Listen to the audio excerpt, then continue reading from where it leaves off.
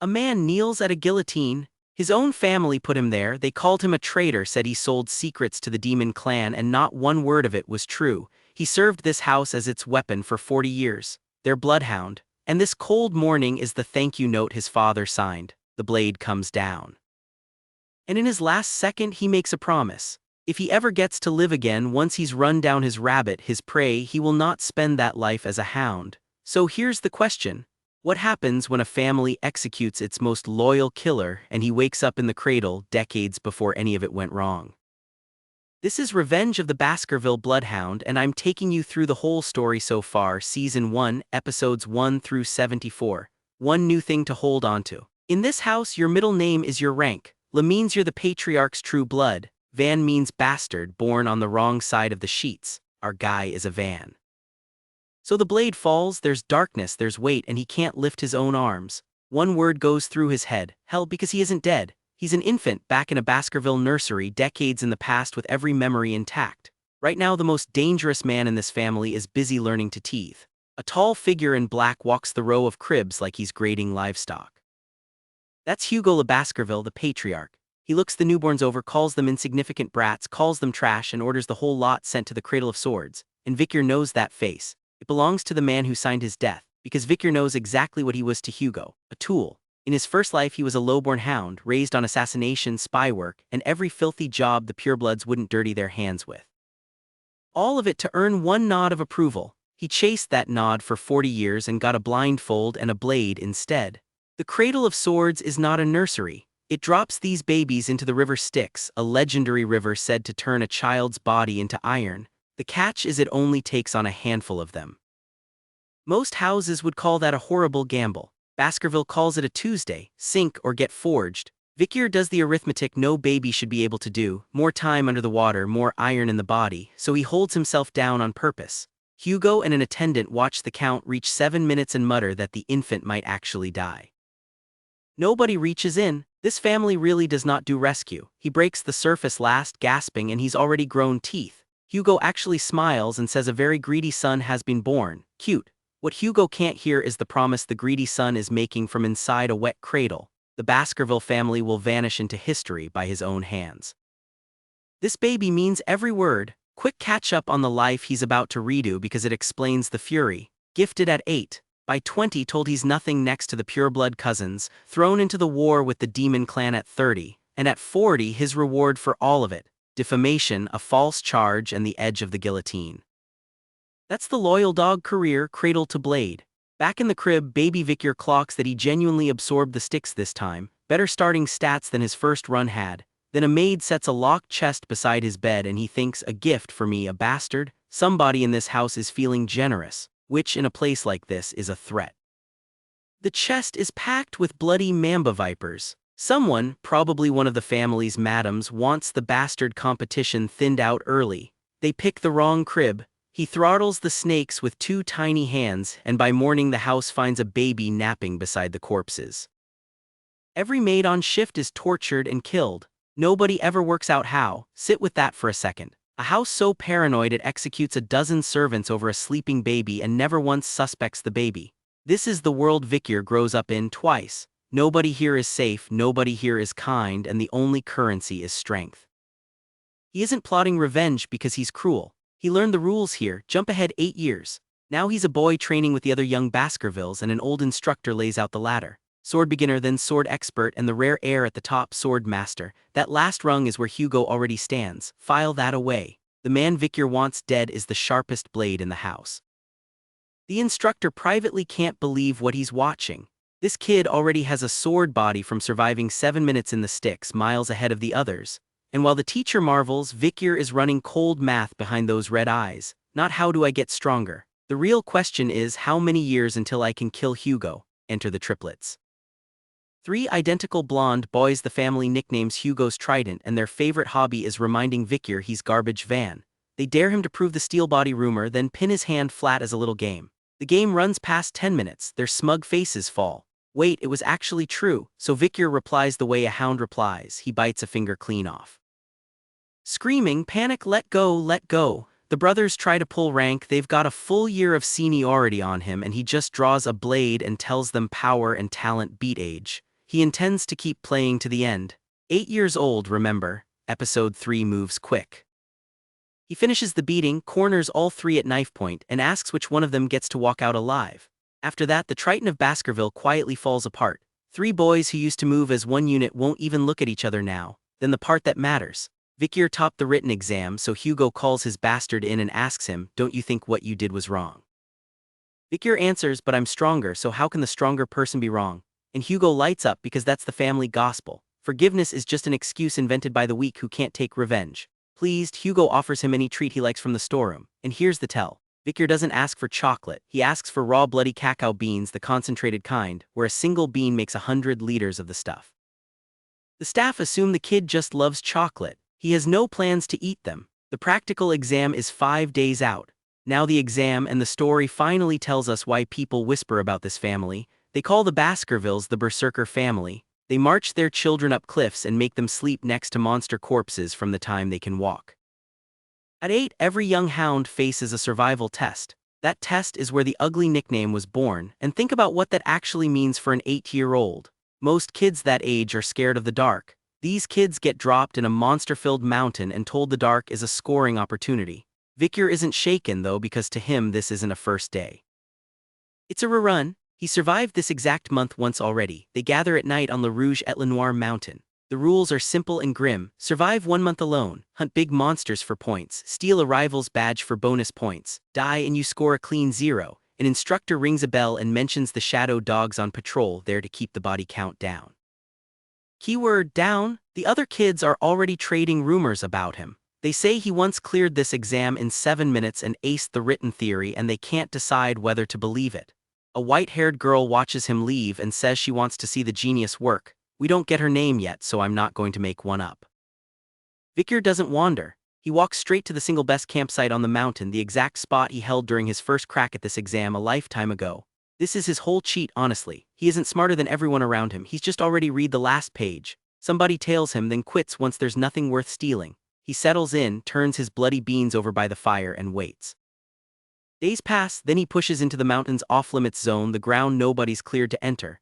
He's following a scent, and that scent has a source. Deep in the restricted area he finds it. A wolf the size of a cart on fire mid-meal, a hellhound. It turns to face him, here's the flex. In his first life, Vikir couldn't kill a hellhound until he was 18, and even then it nearly finished him. Now he's a small child facing the same beast, except he's carrying 18 extra years of memory. Same monster, completely different man in the driver's seat. This is the fight that shows you the gap. He knows its tells. A hellhound can only charge in straight lines, and it turns clumsy in even ankle-deep water. So he fights near the shallows, lets it lunge and miss, and slides a sword clean through it.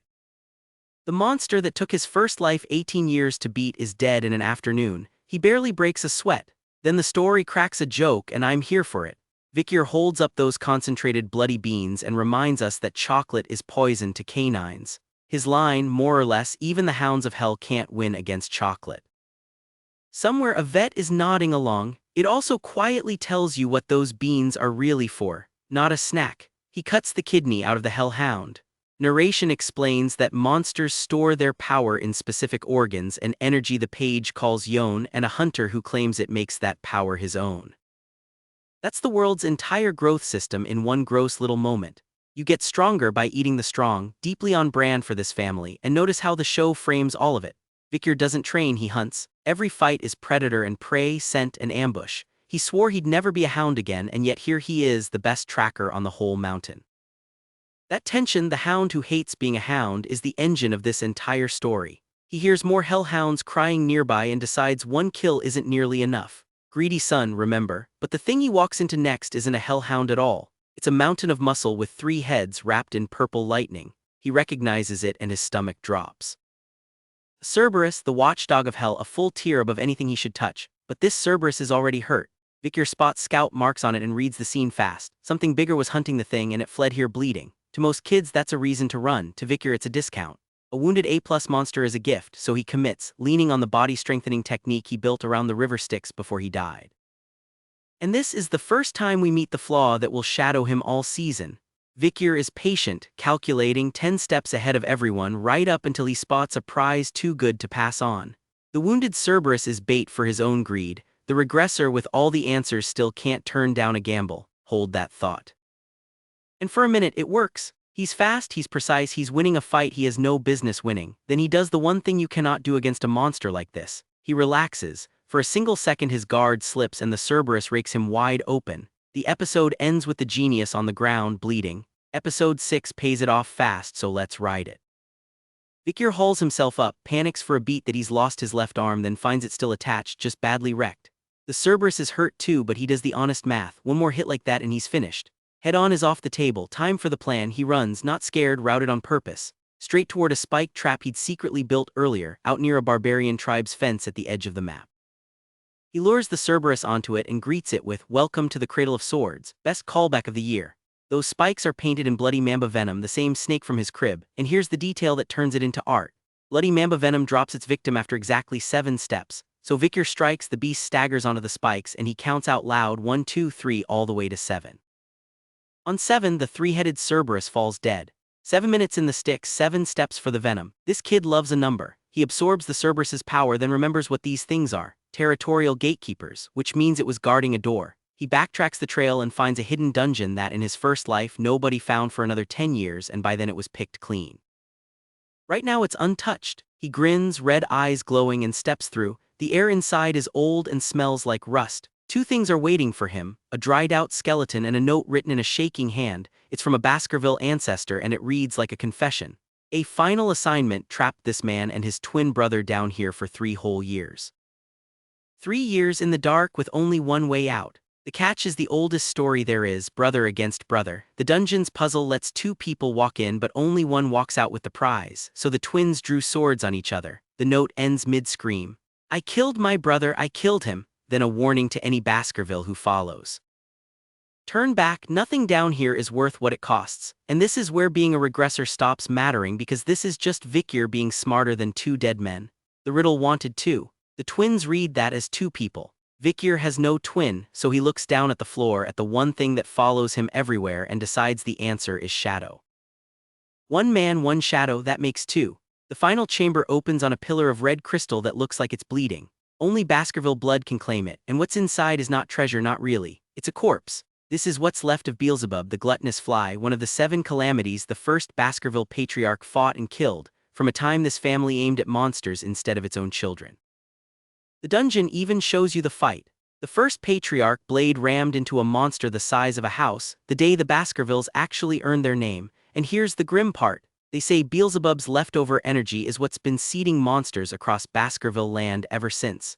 Every beast the family hunts for glory grew from the thing their founder killed. Vikir's about to make that curse his weapon. Vikir touches it and the crystal answers. It pours down his arm and hardens into a blade, jet black with a vein of blood red running through it, forged straight out of a dead god of ruin. It cuts him just by being born. He stands there bleeding, gripping it, and the only thought in his head is a greedy one. How much stronger does this make me? That's our boy. The blade comes with a price nobody mentioned. Beelzebub is hungry, it wants to eat, and it makes Vikir hungry too, so he feeds it, starting with the hellhound he already killed. And devouring the hellhound hands him one trick. From here on, his strike opens a wound that won't close, a cut the body can't seal back over. He's basically looting corpses for power now. Then comes the part I love. The clan finds out somebody killed an A-rank Cerberus, their own guardian monster, and the whole house loses its mind. Vikir gets summoned to Hugo, who's expecting an excuse. Instead, Vikir explains he poisoned it with chocolate, since chocolate is lethal to anything with a dog's biology. Hugo is impressed. He offers a reward. Vikir asks for one thing: the keys to the 10,000 epistle library. Here's why that's the smartest move in the whole section. Vikir doesn't want the swords in that library, he wants the knowledge. The teachings of the first patriarch who put down the 7 calamities. Hugo just handed his own bastard the tools to surpass him, and he has no idea. And this is where being a regressor is basically cheating, because Vikir already knows how this book ends. Inside, bastard hounds like him are capped at the 4th technique by design, a leash built into the family so the dogs can never bite the masters. Cute, Vikir walks straight to a torn junk book called A Lurking Ambush.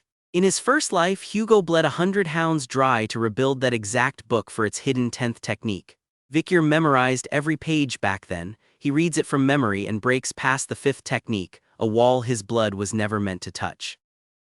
Now watch how careful he plays this. Vikir just cracked a ceiling that should be impossible for his blood, and his instinct is to hide it. His logic is cold. Give Hugo something to look forward to, a slow-blooming prodigy, and you buy the time to steal everything you need. So when the house asks what he learned in that library, he grins and says he sensed something warm and sweet, soft and viscous. He plays dumb on purpose. Hugo isn't fooled. He suspects the boy woke his aura, and there's one way to check. They drag out a captured orc, risk raiding C, and let it loose on an 8-year-old. Vikir drops it so fast the room forgets to breathe. Somebody whispers it out loud. He's only 8, how is he that strong? Then Vikir does the interesting thing, he keeps going.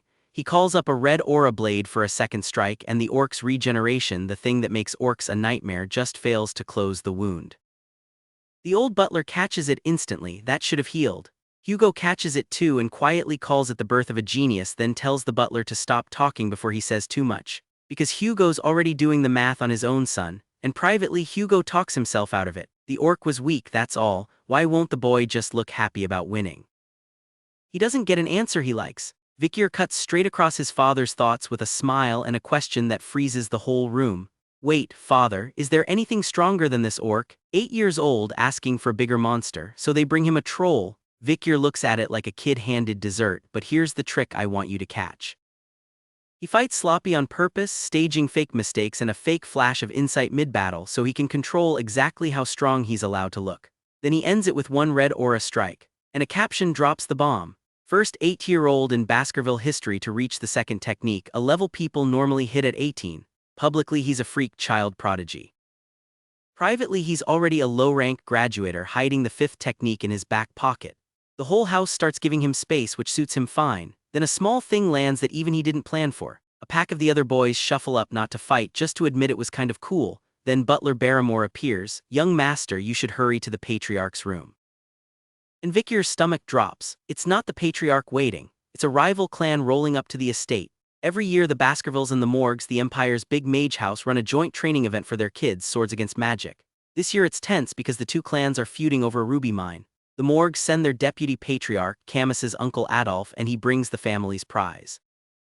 A little red-haired girl the mages already call a genius, Camus Morg. Camus takes one look at Vikir, assumes he's the grown thief who stole her clan's mine and demands it back, fists up. Then someone points out she's yelling at the 8-year-old prodigy she came to meet, and she's mortified. She recovers by calling him a stupid mutt and promising to prove the mine is hers with an ice sculpture. These two hate each other on sight. Naturally the story is going to marry them. So Vikir, being Vikir, presses a knife to Camus's arm and tells her with a straight face that her arm is his now. She screams for her uncle. Adolf loses it, snatches her away yelling, "Get away from my niece." And Hugo, the patriarch, waves it off as a toy, just a little joke we play in the family. Read that again. Their idea of a family joke is a blade on a child's arm. That house is not okay. Adolf understandably asks what kind of toys they're handing kids. Hugo just steamrolls him and steers it toward the ruby mine, insisting the annual friendly duels happen first. Camus leaves Vikir with a promise. "I won't forget this, you'd better watch out." Then the banner goes up, the Baskerville and Morg children line up, and the recap gets its first real magic versus sword fight. I've been waiting for this one. Camus is not bluffing. She opens with a 4-square fire cast in a single motion, the kind of thing that makes a crowd gasp, genius of the Morg clan and all that. Vikir's response is to insult it, too flashy. Then he walks through her sand wall, a double barrier, by just punching a hole in it. Her best defense treated like a curtain. He taps her on the forehead and asks sweetly, "So who's the stronger one here?" She's bleeding now and she is livid. And here's the part that tells you who Vikir really is. He could put her down cold. He chooses not to on purpose because knocking out a Morg heir in front of both clans starts a war he doesn't want yet. Even his mercy is strategy. Camus can't take the humiliation. She loses control of her own magic and detonates, screaming that she'll kill him while the fire eats her own casting. Some unnamed swordsman picks that exact moment to taunt her and jump in, and the chapter just cuts to a full page of fire. No winner announced, just a little girl's temper turning into a bomb, which honestly is a mood. When the smoke clears, everyone thinks Camus is dead. She's not, but her clothes got torched by her own spell and she's curled up begging nobody to look. Then her supposed enemy walks over and hands her his own shirt. "Put this on for now." She's baffled. Why is the boy who just humiliated her covering for her? And she notices his arm is still bleeding from the fight. Small moment, big tell. Afterward, Hugo scolds him for dropping his guard against a mage, and Vikir's genuinely thrown because the cold father who once executed him almost sounds worried.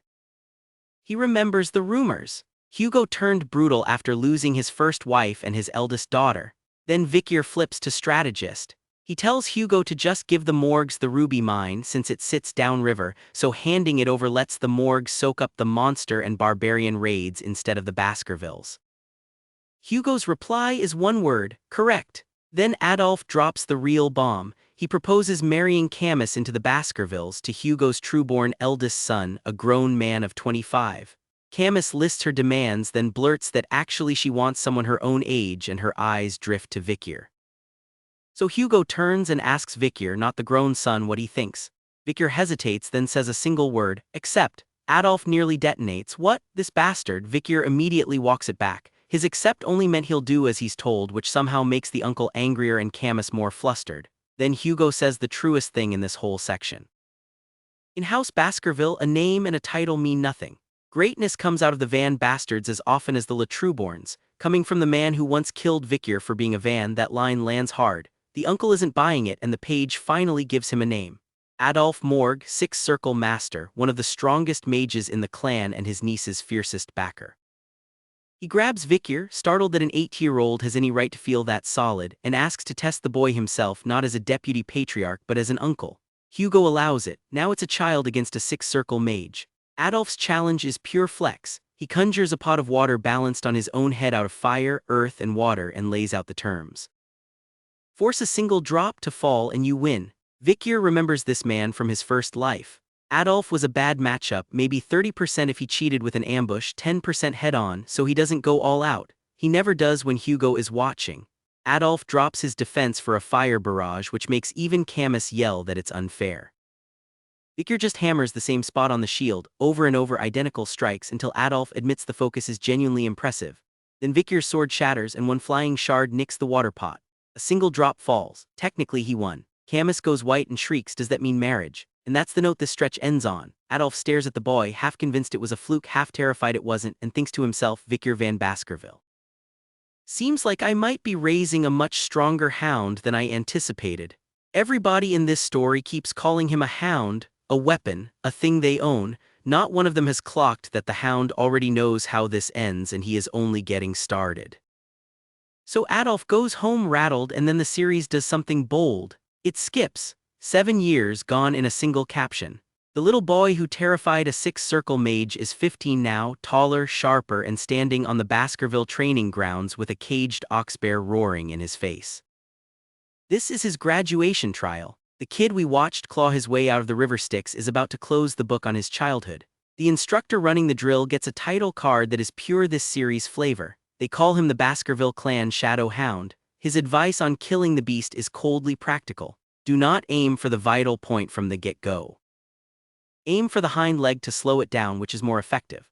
Cripple first, kill second. That's this whole house in one sentence, honestly. They bring the beast down and the 7 years of training are officially over. Low-rank sword experts, masters of the first technique. But here's the thing only we and Vikir know. He's sandbagging again. In his first life he graduated at this same age, barely scraping the bottom rank. This time his real swordsmanship already blows past the peak he ever reached before. The regressor already lived all of this once. He's just pretending to turn the pages slowly. Back at the estate he runs into an old household officer named Fitzhugh, fresh off hunting direwolves on La Rouge et Le Noir mountain with a new scar across his nose. An archer gave it to him. Did he catch her? No, I did not, he says, but I managed to give her the same scar on her face. This world does not draw a scar for nothing. Then we get the cruel math of this family. At 15, every Baskerville child gets sworded. Elite kids learn politics and administration. Expendable kids get shipped off to die as guards in training. In his first life the bastard son went straight into the meat grinder, a junior knight thrown at that same mountain for 21 months of non-stop dying. So when Hugo calls him my son this time and offers him a desk, the scene lands like a knife going in sideways. The offer is a real post. Deputy consul of a city called Underdog, both top seats sitting empty, handed to an illegitimate 15-year-old with a straight face. Vikir takes it, then cashes in an old favor. Remember how he screwed the Morg clan over that ruby mine? Hugo owes him for it. May I borrow it once? He asks. Borrow what exactly? The series makes us wait, and that wait pays off later. and under all this new warmth Vikir has not thawed 1 degree. Alone the narration goes arctic. He still feels it, the sensation of his own head rolling off the guillotine. I will let you experience the same sensation, he thinks, and the chapter slams shut on his face going red and one name screamed inside his skull. Hugo Le Baskerville, the father is building his hound a home, the hound is measuring him for a coffin. Underdog finds out its new deputy consul is 15 and basically has a heart attack about it. Vikir strolls in early, shoves past a guard blocking the door, grips the man's hand and says flat, "Remove your hand this instant." Then he orders drinks and entertainment and announces, "I'm gonna have a party. First day on the job." He isn't here to impress anyone, he's here to run a play. That party is where he meets Chihuahua, the city's general secretary. No middle name because he's hired staff, not blood, and past consuls treated him like dirt for it. Vikir's response is just nice, and then he casually reveals he's already read the man's entire file. Creepy flex. Then he lays out the real plan. Don't shut down the illegal businesses, cut off the heads, but first he says, I will lay out food for the flies for a week. The next morning he plants himself downtown and does something completely unhinged. He drives a giant steel stake into the plaza and declares the Vikir special law, Article 1. Whoever pulls the stake out of the ground gets 100 million gold, paid on the spot, no strings attached. The crowd loses its mind. 100 million, for pulling a stake, nobody dares touch it, and that hesitation is the entire point of the trick. Days go by, people mock it, nobody moves, everyone assumes it's a trap. Then a little flower girl named Judy steps up because her mother is sick and she's desperate enough to risk it. She grabs the stake, braces to die, and it slides right out. It was never stuck. Vikir hands her the 100 million on the spot and tells the whole plaza, this is the law, it must always be obeyed. That's the whole con, obey the law, get rewarded, break it, get punished. One flower girl just taught an entire city that this kid keeps his word and crime drops by half almost overnight. Chihuahua is openly crying, swearing he'll follow Vikir for the rest of his days. And the kicker, Vikir stole the play from Camus Morgue, who once drove her clan's crime near zero. She did it through pure fear, he did it through faith, but the flower girl was only the warm-up. Now Vikir goes hunting for real. His targets are Underdog's 7 native founding families, and if you clock that they're all named after luxury fashion labels, yeah, that's the joke. Old money rotten to the core. Their heirs run a little club called the Youth Autonomy Association, and they've just invited the new consul to a meeting. Vikir smiles and asks, shall we start annihilating the pests eating this city alive? The meeting is a trap, obviously. It's a party in a VIP club called Burning Suspension, 10 million gold a night, a champagne tower stacked to the ceiling. The heirs are lounging there, bragging that the Baskervilles only care about territory, so they get protected like personal lapdogs while they run their rackets. They even laugh about a clan they wiped out years back and blamed on someone else. Hold on to that, it matters far more than they realize. Their plan for him is small and stupid. Get the 15-year-old drunk, then stick him with the entire bill as a hazing. They call him their new hunting dog, which, if you've been paying attention, is the exact word that makes this boy see red.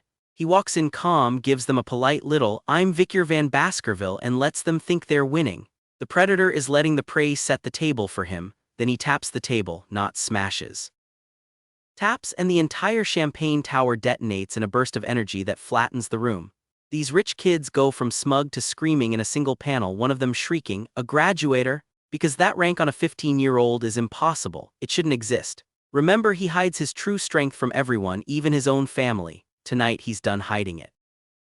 They scramble for an excuse, it was just a test, they say. An owner is allowed to test his dog, and Vikir hands them the best line in the whole arc. A dog should never trust their owner no matter the situation.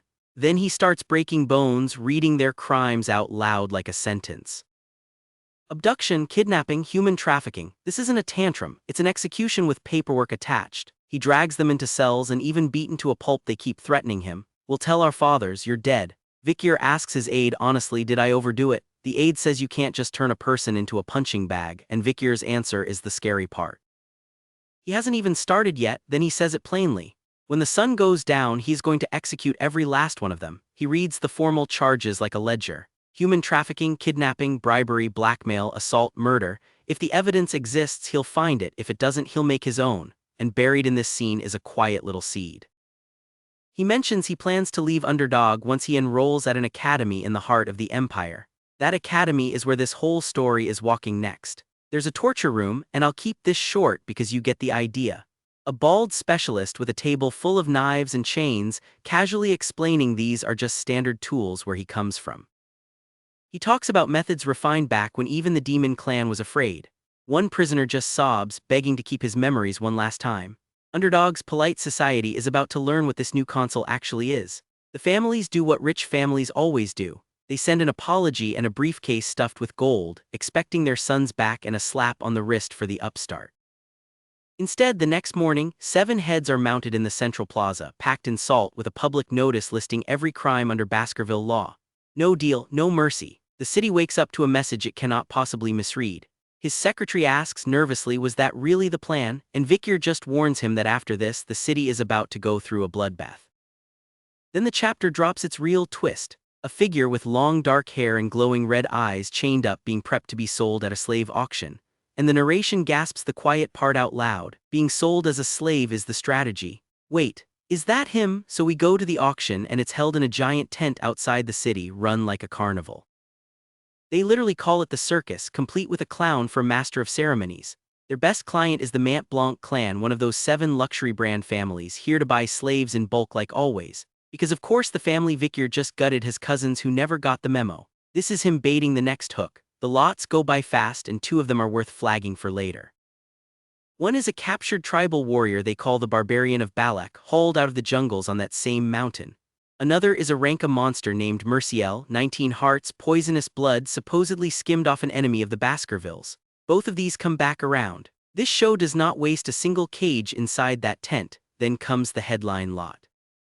A purebred boy, black hair, red eyes, minimal restraints needed. It's Vikir sitting in the cage letting himself be sold. Bidding opens at 600 million and rockets to 6 billion gold, and the winner is a newly rich underworld boss named Baron Gambino. This is a man who got obscenely wealthy overnight by seizing the region's dirty money. Vikir didn't get bought here. Vikir picked him. Gambino struts over in a pig mask, bragging about all the ways he's going to play with his new toy. He offers to unlock the cuffs. Vikir says no, there's no need, and detonates, blasting the Baron across the tent, half dead and screaming. The crowd finally gets it. That's Vikir Van Baskerville, so who's running the city right now? He stands up, calls the circus a very fitting name for this place, and promises nobody here leaves in one piece. Now that ruby mine favor pays off. Remember when Vikir asked to borrow something from Hugo? It was a whistle. And when he blows it, 100 elite pitbull order knights come running, every single one of them a graduator. That was the leash he asked to borrow. The bastard son just casually commanded his father's private army, and the look on every face in that tent is worth the whole slow setup. The pitbull knights are terrifying, by the way. One of them lops the legs off a man who already surrendered, shrugging that people about to be executed don't need legs anyway. Their commander turns out to be Vikir's uncle, Boss Dontriela Baskerville, who's delighted the boy is already this ruthless and offers him a spot in the order. Vikir says he'll think about it. He's got somewhere darker to be first. In a pitch-dark warehouse he finds a chained, tortured woman, heals her with a knight's potion, and sends her off speaking a few broken words of a barbarian tongue he picked up in a past life. Then he finds what he actually came for. Merciel's corpse that rank a monster from the auction floor, and he feeds it to Beelzebub, the devouring thing living inside his blade. The hunter keeps a hungry god on retainer and it always needs to eat. Then the purge goes citywide. The auction crowd gets jailed, the syndicate's headquarters burns, the confiscation orders roll out. And the 7 founding families are dismantled for treason with their own bank records as the proof. And here's what makes Vikir dangerous instead of just violent. Crime falls, corrupt jobs get replaced with clean ones, and the citizens genuinely love him for it. He didn't only kill the rot, he made the city better by killing it. That night he visits one last prisoner. A blonde, green-eyed captive he's been keeping alive on purpose. He's weirdly gentle here, apologizing for not visiting sooner, promising freedom in exchange for honest answers. He wants to know who helped a certain nobody baron get rich so fast, and he wants this prisoner's real opinion of how he's running the city. Why keep this one breathing when he salted 7 heads without blinking? That question is the whole next chapter. The prisoner gives him some sharp advice. Hand every scrap of credit back to the Baskerville clan leader, then leave town by enrolling at that academy in the center of the empire, and stop drawing so much attention. The logic is cold. If trouble comes later, let the head of the house take the fall instead, or, as the prisoner puts it, you want the hunting dog to bite off its owner's neck. Vikir just smiles because that's almost exactly his own plan. Then he keeps his word and frees her. But first he asks if she's heard of a clan called Messimaginero. Cue the flashback that recolors this entire arc. The Messimagineros were the 8th founding family of underdog merchants. One day their youngest son showed off secret Baskerville sword techniques at his own birthday party, techniques only blood family should ever know. The clan leader assumed the bastard hounds had leaked them and had the whole Messimaginero clan wiped out. Here's the gut punch. The seven family stole those techniques and planted them on the Messimaginero boy on purpose, just to frame the hounds they hated.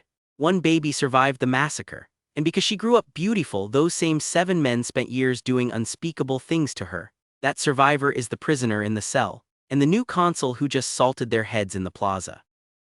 He avenged her before he ever knew her name. He makes her watch the proof that all seven confessed before they died. She breaks down. This survivor, Cindy Wendy, finally gets to grieve. She asks why a Baskerville of all people would help her, and he tells her that's the wrong question, hinting at reasons he isn't ready to say out loud. He frees her and promises she'll never want for money again, whatever she does with the rest of her life. One enemy of the family quietly turned into an ally. The next morning, his office manager finds the consul's bedroom soaked in blood and dead rats. Turns out Vikir has been quietly surviving a whole pile of assassination attempts lately. Poisoned arrows, poisoned drinks, acid, arson, a runaway cart. His body is now so hardened that not even a graduator-class killer can break the skin. And then, right as the arc closes, a carriage rolls up flying the Baskerville main family crest, and the manager's jaw hits the floor. Wait, is that? And that's Underdog. In 9 chapters, this kid took a lawless city, ran a con, salted 7 heads, sold himself at a slave auction to gut the man buying him, borrowed his father's private army, and turned a tortured survivor into a friend, all while playing the loyal little hound. And the revenge still hasn't touched Hugo. That's the terrifying part. He's only just warming up and the Empire's Academy is calling. But the story doesn't open that carriage door just yet. It cuts straight back home first. Vikir returns to the main Baskerville residence after years away, and old Barrymore, the butler, greets him at the gate. Long time no see, young master. 7 years of building an empire in the gutter, and the house still meets him like he never left. Hugo's waiting with a dossier that reads like a love letter and a warrant at once. Vikir is the most adored man in Underdog. Merchants, farmers, kids, scholars, all of them worship him. He's also the most hunted, the #1 name on every assassin's list. You did well, son? Then comes the prize. Vikir's off to the Empire's finest school, a gothic monster of a campus called Colosseo. But first, a detour. Remember the ruby mine? Years ago, an 8-year-old Vikir gifted it to the rival Morg clan so both houses could clear the local barbarians together. That plan paid off. Now he rides out to inspect the ceded land, escorted by Hugo's blonde triplets, who he cheerfully calls his sandbags. At the fortress gate, 3 identical red-headed mage girls bar the road, the Morg's 3 flowers. Yes, the Manhwa really did answer Hugo's triplets with a matching set of Morg triplets, right down to the rhyming names. Vikir clocks the symmetry and groans. His headache just got squared. The flowers conjure a giant thorn vine monster and sneer, "How's that, mutts of Baskerville?" The triplets aren't impressed. One of them shrugs, cuts the thing clean in half with a red blade of energy, and calls it a weed. This is the oldest grudge in the setting, magic against sword, 2 proud houses who can't stand each other. It's about to boil over when a wall of fire drops out of nowhere and singes everyone. The flowers freeze. Who threw that? Out of the smoke walks Camus Morg, 7 years older, and she is not amused that someone's brawling on her turf. She runs this fortress now, it's vice head.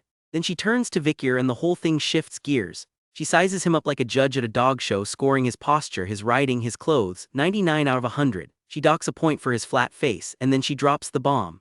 Vikir is her future husband because he won a bet 7 years back and her uncle Adolf sealed the match. Vikir just blinks. Wife, and that's Camus back in the picture. 7 years gone, and she picks the engagement up like she paused it yesterday. It's a great little beat because for once Vikir, the guy who's read the last page of everyone's story, gets genuinely ambushed. His future memories never warned him about a childhood water bucket bet. Turns out the one person who can wrong-foot the regressor is the girl he got engaged to at 8. They ride on together and Camus quizzes him on the barbarians. He nails it. 2 tribes live out here. The Ballak warriors whose blade work rivals the Empire's own, and the Rococo sorcerers who speak a tongue nobody else can read. Camus gives him a stingy 8 points out of 100 because she says she hates men who are too clever.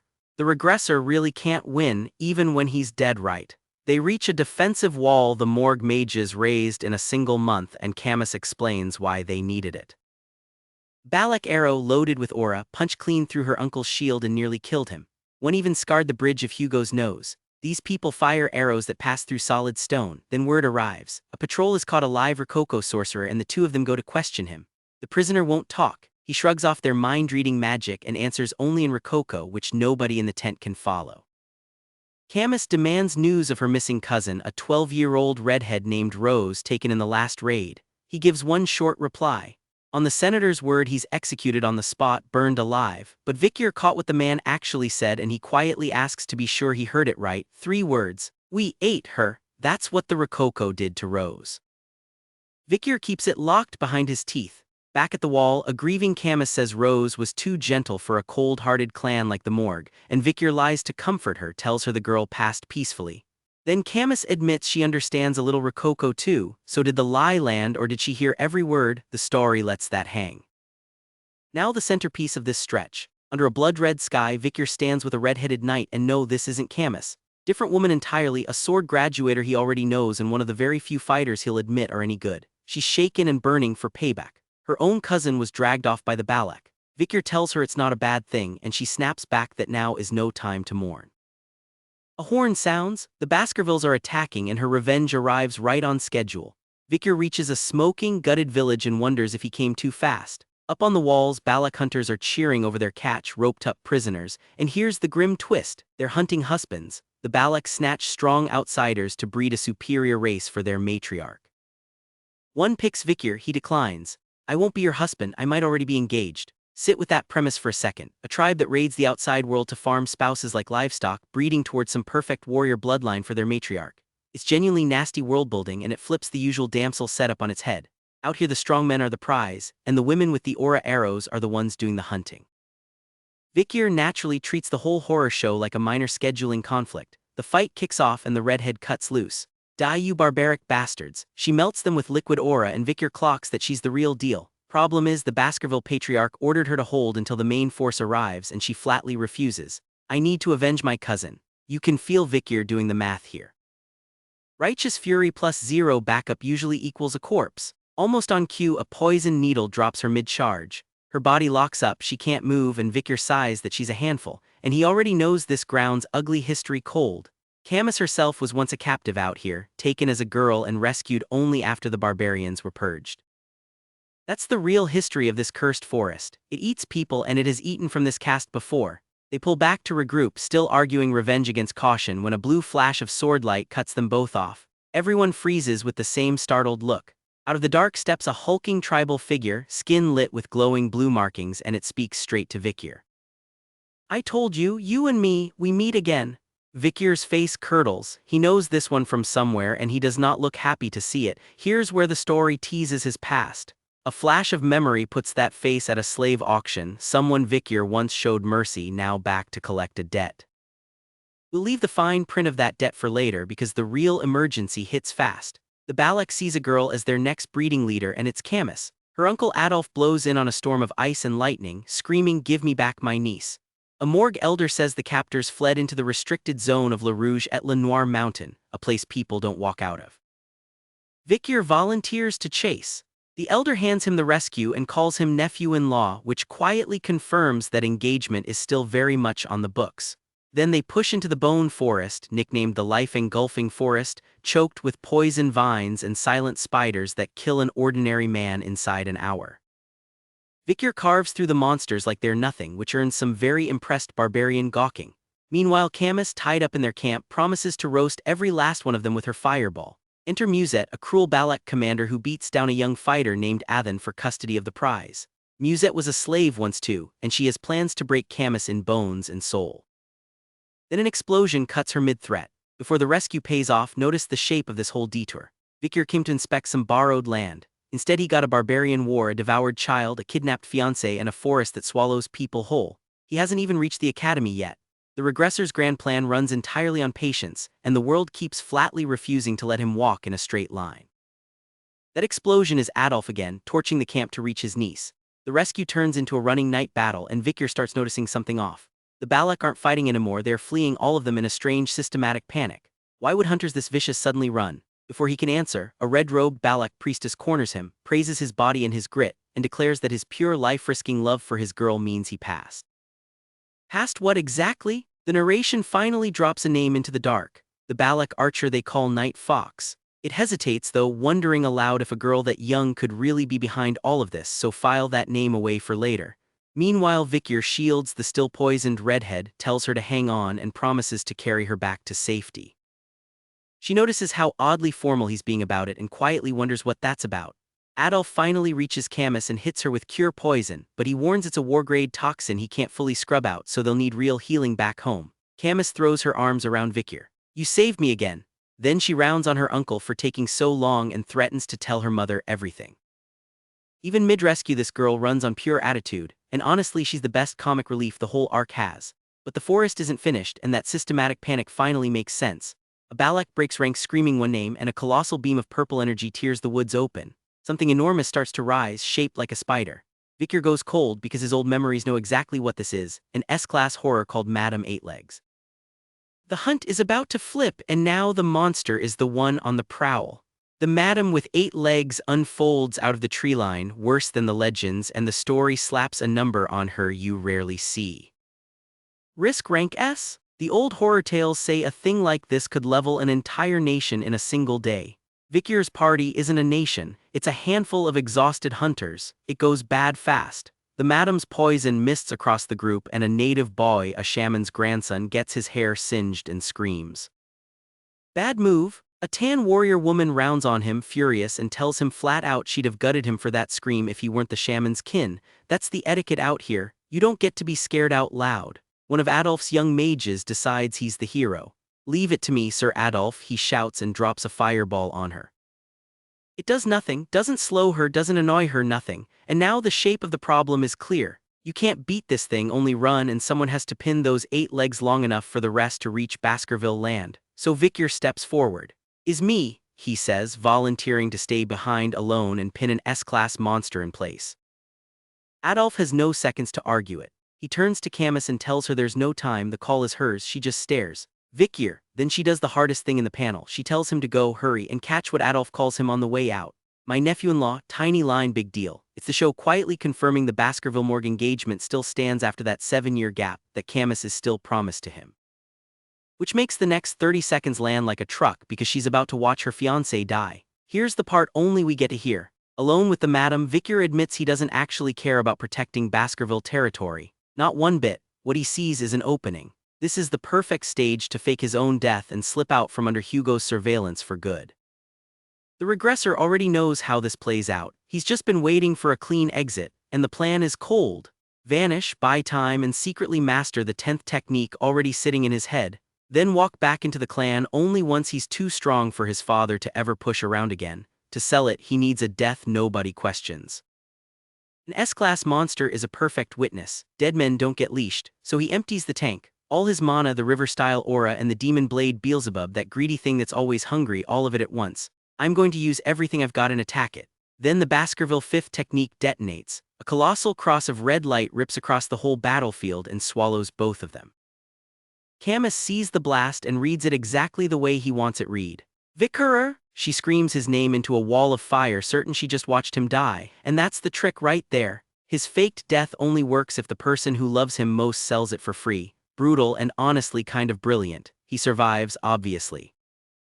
Vikir wakes up bound, one eye bandaged, flat on his back in a tent with no idea how much time has passed. He runs a quick inventory and lands on a dry little thought. That blow really might have cost him his life. It didn't. The gamble worked. Now he just has to survive the part he didn't plan as tightly. Because he didn't wander off into freedom. He got captured. A tribe drags him out on a rope, and among the other prisoners he spots Baskerville and Morg soldiers, some of them already dead. These are the Ballak, the warrior tribe we've been circling this whole arc, and they're described flat out as the natural enemy of the Baskerville clan. And here comes my favorite running joke in this whole series. A grinning Ballak with a skull-painted face looks at the heir of the hunting house and calls him a pet dog. Another warns he'd be dead already if he weren't the commander's pet dog. The guy who swore he'd never be anyone's hound. Leashed on a rope, renamed the family pet.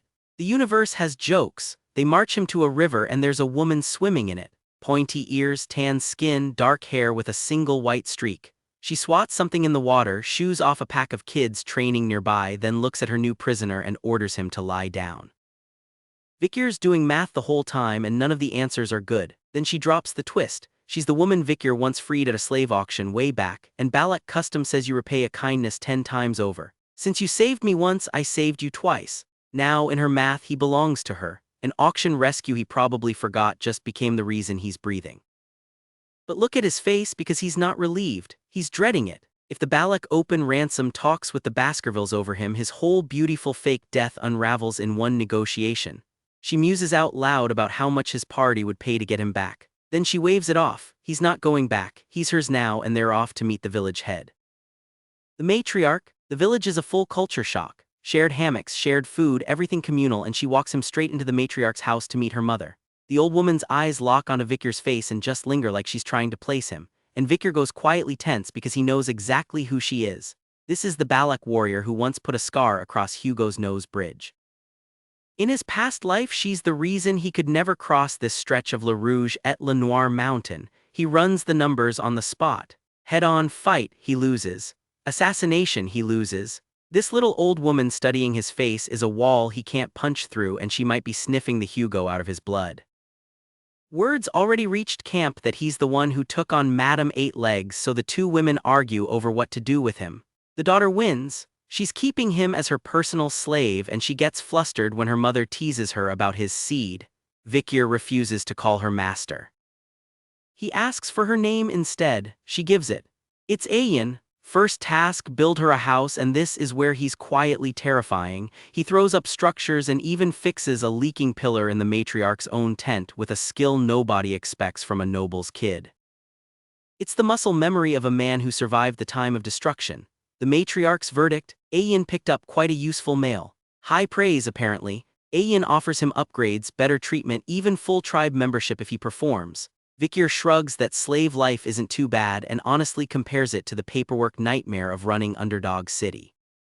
Then she hands him his first real job: join a hunt, bag something big, feed the tribe's kids. Off to the side, a yellow-eyed Ballak man watches the two of them and mutters, "Disgusting bastard." Noted. We'll circle back to him. From here the pace picks up. The hunters hold a blessing ceremony, smearing charcoal on their faces so the god of death won't catch them killing. A rival hunter named Ahun mocks Ayan, then beats her slave for sport, until she smashes him back and snarls that this hound is hers and hers alone to punish. The one beat that matters. She patches his wounds afterward and offers him a favor for taking a beating meant for her. He doesn't ask for freedom or medicine. He asks her to teach him how to shoot a bow. She agrees. Keep that request in your pocket. It pays off in about 10 minutes. So Ayan teaches him archery, since his wrecked body can't swing a sword for long, and the bow's how young Ballak learned anyway. Their target is a rare ox bear superior bloodline, a beast that survived countless disasters and kept walking. You don't charge a monster like that, you outthink it, and Ayan's plan is genuinely clever. Ox bear females pick the weakest male they can boss around because a strong one gets carried away and kills its own mate. So her move is to fatten both bears up for days and let mating drain the male until the monster that could flatten them is running on empty. Vikir spends 4 days feeding lovesick bears and questioning his life choices. They track the drained male into a freezing dead end of mountains, and the thing's clearly smarter than a beast should be. Vikir won't take shelter close to Ayan, refuses to be a liability and lets her lead. Then the wolf goes rigid. The tracks just vanish, and something huge with glowing red eyes roars up out of the dark. Quick cut to the village where Ahun struts in with a boar he caught while Ayan's whole trip has netted 3 rabbits. The crowd whispers that maybe he should replace her as hunting commander, and he sneers that the slave will just be dead weight, that she's coming home empty-handed.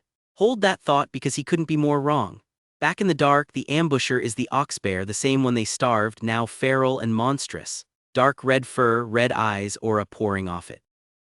It set the ambush itself, which Ayan clocks immediately. Its cunning is off the charts for a monster, and now she gets why the female picked this particular male. It wasn't the weakest, it was the smartest. And here's the character beat that makes the ending work. Ayan tells Vikir to stay behind her. She won't lean on her own slave. She's going to show him her dignity as his master and take this monster head-on herself. He grumbles internally about being told to rest while she fights. The way of the Ballak slave, he decides, is a very strange thing. She rides in on the wolf and fires a magic-charged arrow, yelling that the beast will pay for acting insolent in front of her slave. It's a good shot, the kind she brags would punch through steel, and it lands. But the ox bear shrugs it off and corners her right after she let herself feel confident, which in this genre is always the exact moment it goes wrong, so the slave stands up. Now it's my turn. And his arm ignites with a dark red fire nobody in this camp has ever seen, a heat that has no business belonging to a bound prisoner with one bad eye. It slams into the ox bear and drops it. Ayin can only stare and manage a single stunned word. Fire? Yeah, where does a Baskerville slave get fire like that? But power like that comes with a bill. The second the ox bear goes down, Vikir crumples, muttering that he knew it, that the skill was too much for his body to hold. And as he drops, Ayin screams the one thing this whole 4-chapter stretch has been hiding from her. Vikir. It's the first time anyone in the tribe says his name. His cover just cracked, so let's total it up. Vikir faked his death against an S-class nightmare, ghosted his own father, and landed as the personal slave of the woman whose mother scarred Hugo, all to plan. The one thing he didn't plan was Ayin. She knows his name now, she's watched him wield fire he shouldn't have, and she is not letting that go. The hound's clean getaway just got complicated. Vikir's down in the dirt, that red fire still smoking off his hand, and Ayin's screaming a name she was never supposed to know. And the Ballak, they throw a party, because the kid just dragged home an ox bear, and out here the hunter who bags the biggest prey gets worshipped for it, so they roast the thing whole and toast him as the hunting hero. Here's what he's staring at while they cheer: that fire wasn't a fluke.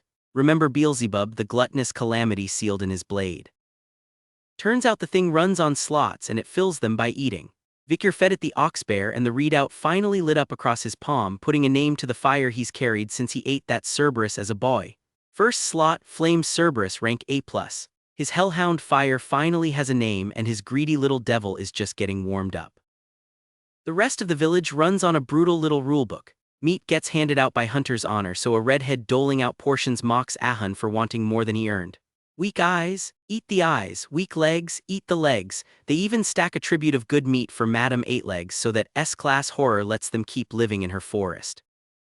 Charming neighbors, then the matriarch summons him. She's stunned by how fast his body's healing, praises the kill, and does the thing nobody saw coming: she frees him. The slave collar comes off and Vikir is now officially Ballak family. Pick any reward, she says, and the hound, who could have asked for gold or an easy road out, asks to bathe in their sacred hero's spring.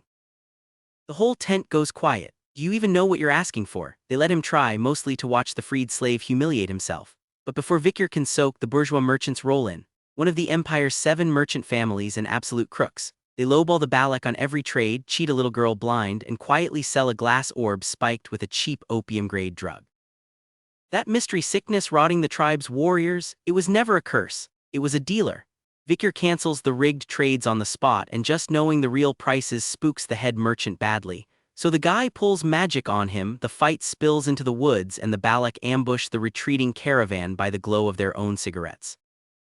Rookie mistake. Then the merchant plays his trump card, a forged exploration permit stamped with the Baskerville seal, supposedly signed by the newly appointed deputy consul, a man named Vikir, which is a problem because that deputy consul is standing right in front of him. Mid-fight, the merchant clocks his changing skin and gasps, "You're really Vi," and then the fire aura ignites and swallows the sentence whole. "I'm not a slave," Vikir says. Back home, the matriarch crowns the win. He solved the plague with 0 Ballak dead, exposed the shaman Ahuman's curse story as a lie, and earned his soak in the spring. Under the full moon, the hero's spring does its quiet work. His mana steps closer to something pure, and the bones he shattered start knitting back together. His escort credits the spot to a legend named Adonai, the only Ballak who ever fought the forest's matron one-on-one. And then the chapter leaves you on a dark-haired woman alone in the water, making one very pointed promise. "I'm going to make Vikir mine." Oh, so who is she? The show plays coy, and honestly the answer's basically Ayin without saying so. Back at the spring, she can't decide whether to call him slave or Vikir, so the village kids settle it for her. He's Siwamender, brother Vikir. The bastard hound who swore he'd never belong to anyone is suddenly everybody's favorite big brother. And then the story does the Manhwa thing. About 2 years later, Vikir Van Baskerville, 17 years old. He's taller, meaner, and he's just flattened a fully recovered Ahun in a sparring match like it was nothing. He's perfected the 6th fang and lit 6 mana circles, which puts him a hair under high-ranked graduator. Remember, this is a kid who already knows how his own life ends. 2 years of barbarian boot camp stacked on top of that. Terrifying value. Out hunting the deep forest with Ayin and the wolf Bakira, Vikir finds something ugly, a bloody dagger left by a poisoner who murdered an Imperial scout sneaking into the woods. The emblem belongs to Leviathan, one of the Empire's clans cozy with House Baskerville. Someone from home is poking around out here, and Vikir gets the very bad feeling that the thing they're hunting is him. Turns out he's half right. Ayan admits a woman's been coming back to these woods for 2 years straight chasing any trace of the slave who supposedly died here, a redhead. If you've been paying attention, yeah, it's Camus still refusing to bury him. Vikir's takeaway is colder than you'd expect. His fake death didn't crack the Baskerville Morgue alliance, it welded it tighter. And he flatly decides, I won't go back, not yet anyway. First he wants to hide this new power until Hugo could never see it coming, so they push deeper, gut a giant lungfish and find a corpse in red-stained clothes rotting inside it. Then the Rococo village, empty. Then the bodies, dozens of them blistered with strange red spots. Vikir names it on sight and his blood runs cold. This is the Red Death. In his first life this plague was a first-class killer. Red spots, then the vomiting, then a slow, agonizing rot, and it chewed through barbarians and monsters alike before spilling past the Empire's border. So finding a whole tribe wiped out by it is a genuine oh-no moment. And then, buried in the corpses, something moves. A scream. A little girl, maybe 5 years old, hiding among her own dead captors. They call her a cursed child. She's not Rococo blood, and when Vikir asks who she is, all she gives him is slave, kitchen maid. Another captured Imperial kid sold off to the Barbarians, but then he asks her name, and she whispers Pomerian. He pushes gently and she finishes it. La Baskerville, that surname is the female bloodline of his own clan. Vikir goes completely still. So how is a barbarian slave child carrying his family's name? A medallion around her neck answers it. Baskerville crest on the outside, and inside, a photo of Hugo with a woman and a girl. Pomerian reaches up, touches Vikir's hair and his red eyes and says, Mommy, hair, eyes, same. Then one word that lands like a truck. Uncle, this kid is his niece. Here's the gut punch. The girl in that photo is Penelope, the only child of Hugo and the one woman he ever loved, Roxana. Years back, barbarians kidnapped Penelope and the whole clan tore this mountain apart searching and never found her. That loss is what broke Hugo. The warm family man the old butler Barrymore always talked about, he died the day his daughter vanished. What came back was the cold executioner Vikir knew. Sit with that for a second. Vikir came out here partly still chewing on his hatred for Hugo. Now he's holding Hugo's lost granddaughter in his arms and she's calling him uncle. The man he wants dead is a grieving father who lost everything first. Revenge just got a whole lot muddier and you can watch it land on Vikir's face. He decides right there that she's coming with him. But leaving means facing the matriarch, and the Ballak council is busy arguing whether the Red Death is a curse or a real plague. Vikir drops the truth he already lived through. Last time, Camus's firewall, built with a caged shaman from a place called Quo Vadis, walled off the sickness and saved the Empire while it left the barbarians to rot. The forest collapsed, a monster wave followed, and Hugo rode that chaos straight into political power. So this is the fork in the road. In the timeline, Vikir remembers everyone out here dies and his father wins. He cradles the sleeping Pomerian, stares down a future he refuses to sign off on and makes it personal.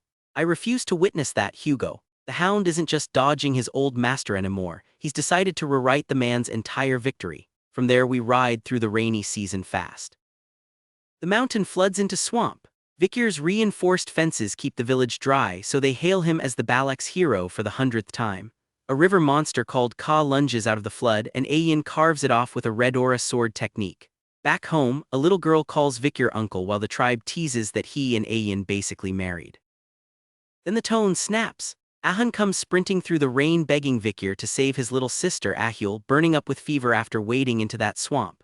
His grandfather's already beaten him bloody for trusting the Imperial spy, meaning Vikir, but Vikir walks Ahan through buying time. Boil the furniture, smoke out the bugs, hold the line. It buys the girl a few days. A few days is all he needs, because the real cure isn't in the forest. To save Ahul, Vikir has to break Ballak law and slip out for outside medicine, and only one person can wave him through. So he finds Ayan and just asks her, will you let me go? And here's the quiet heartbreak of it. Ayan flashes back to the caged slave she once bought, admits she always knew she'd give in to him and lets him walk. She only asks one thing, you'll come back, right? He says he will. She tells him he'd better keep that promise, and something tells me that promise is going to matter down the line. He scoops up little Pomerian and vanishes from the deep forest. 2 years a slave, then a hero, then a ghost all over again, and where does a dead man go? Straight back to Underdog City. Secretary General Chihuahua is working alone at night, mourning the deputy consul he thinks is buried, muttering that he misses him. Then a voice crawls up right behind his chair. "How were you, Secretary General Chihuahua? The hound is home and he brought a plague to cure and a niece to hide, so let's grade the Ballak years." Vikir walked in a slave and walked out with a family who'd die for him, a fire that finally has a name in flames, Cerberus, and the one relative who could blow up his whole revenge. Hugo isn't a faceless monster anymore. He's a broken dad, and Vikir knows it now. That quietly changes everything about where this story goes. Next stop, he needs a cure only a holy city can make, and that drags him toward a saint, a war he was never invited to, and a brand new face he's about to wear in the dark. The hunt for the Red Death cure is on, and the hound is done being anybody's pet. So before he can chase any cure, Vikir has to make a delivery first. He walks back into Underdog City carrying a barbarian child, and his old Secretary General Chihuahua nearly falls out of his chair. The man was sure Vikir was dead. Instead, he's alive, half-wrecked from a monster in the deep forest, and holding a little girl who shares his exact bloodline. Picture your presumed dead boss strolling back in with a toddler and no explanation. That's the temperature of this room. Chihuahua asks the obvious thing: is she yours? Is she a barbarian's kid? And Vikir gives an answer that raises more questions than it settles. "Our bloodline is the same," he says, "but it's not what you're thinking." He names the girl Palmyrian and asks Chihuahua to look after her while he's away. What he does not mention is that he's handing Hugo's own lost granddaughter to his own staff. Chihuahua drops one name for later too. If Vikir ever needs help running the city, find Cindy Wendy, and if she won't play ball, just prove you're alive. Filed away. But Vikir has his own promise to keep first. He's just learned that a single drop of holy water from the Quo Vadis clan can burn the Red Death out of a body fast. One drop? So naturally the greedy hound decides he's going to go take some. Now, how do you sneak into the most locked-down holy city on the map? You don't fight the gate. You bribe an oil merchant named Sir Joseph, you climb inside an oil barrel, and you hold your breath while the knights inspect the shipment. Vikir stays submerged in oil for over 2 hours. 2 hours. One bystander watches him finally crawl out and just mutters, "He's not human, is he?" Welcome to Saint Mecca. Population 160,000, where desire and greed are basically outlawed and everybody follows the rules to the letter. Every time the clock tower bell rings, the whole city freezes mid-step to pray. Rich, poor, kid, guard, all of them heads down on cue. Vikir watches this and thinks the quiet part loud.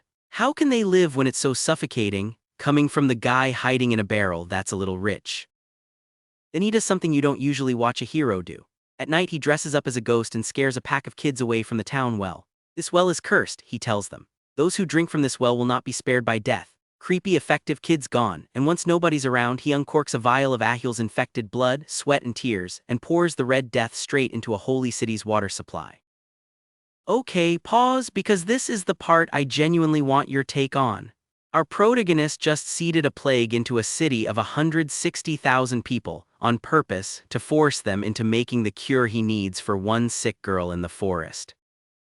His logic is ice cold. It's holy territory, so they'll get rescued before anyone actually dies. Do you buy that math? Drop it in the comments, I want to know where you land on this one. And he's not done covering his tracks. He plants a poison dagger at the scene, one that belongs to the Leviathan clan, a poison house that already can't stand the Quo Vadis church. The plan is ugly and smart. The two sides blame each other, a big fight kicks off, and the hound slips out the side door with the cure while nobody's looking his way. Remember that dagger? It matters more than it looks right now. The frame is set, the cure's about to get made, and he just has to wait for the church to walk into his trap. And this is the part I love about this arc. He didn't sneak in to swipe a thing off a shelf. He engineered an entire crisis so the holiest healers in the world would build his cure for him, then he could just pocket a single drop of it. The holy water ceremony is about to begin.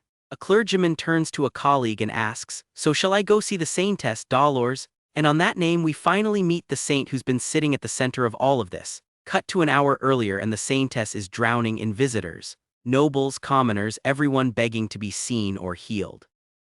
One noble tries to buy his way in with a pile of gifts and gets a flat "please stop." Then a hooded figure kneels at her glowing golden gate. A voice asks who he is to come at this hour. His answer is pure theater. Just a young lamb who has lost its way. The gate swings open. Inside, our lamb reports an outbreak in the slums and offers a water sample as proof. The guardian knight doesn't buy it for a second. "You've lied to me," he snaps and swings, and Vikir clocks the man's face and freezes because he knows him. Pietro, Quo Vadis, In his first life this was the name of justice, a knight more opposed to demons than almost anyone alive. Small world for a regressor who already knows how everyone's story goes. Vikir can't just cut loose here. He thinks if I use aura they'll know I'm a Baskerville, so he fights with raw muscle instead and still overpowers a paladin twice his size.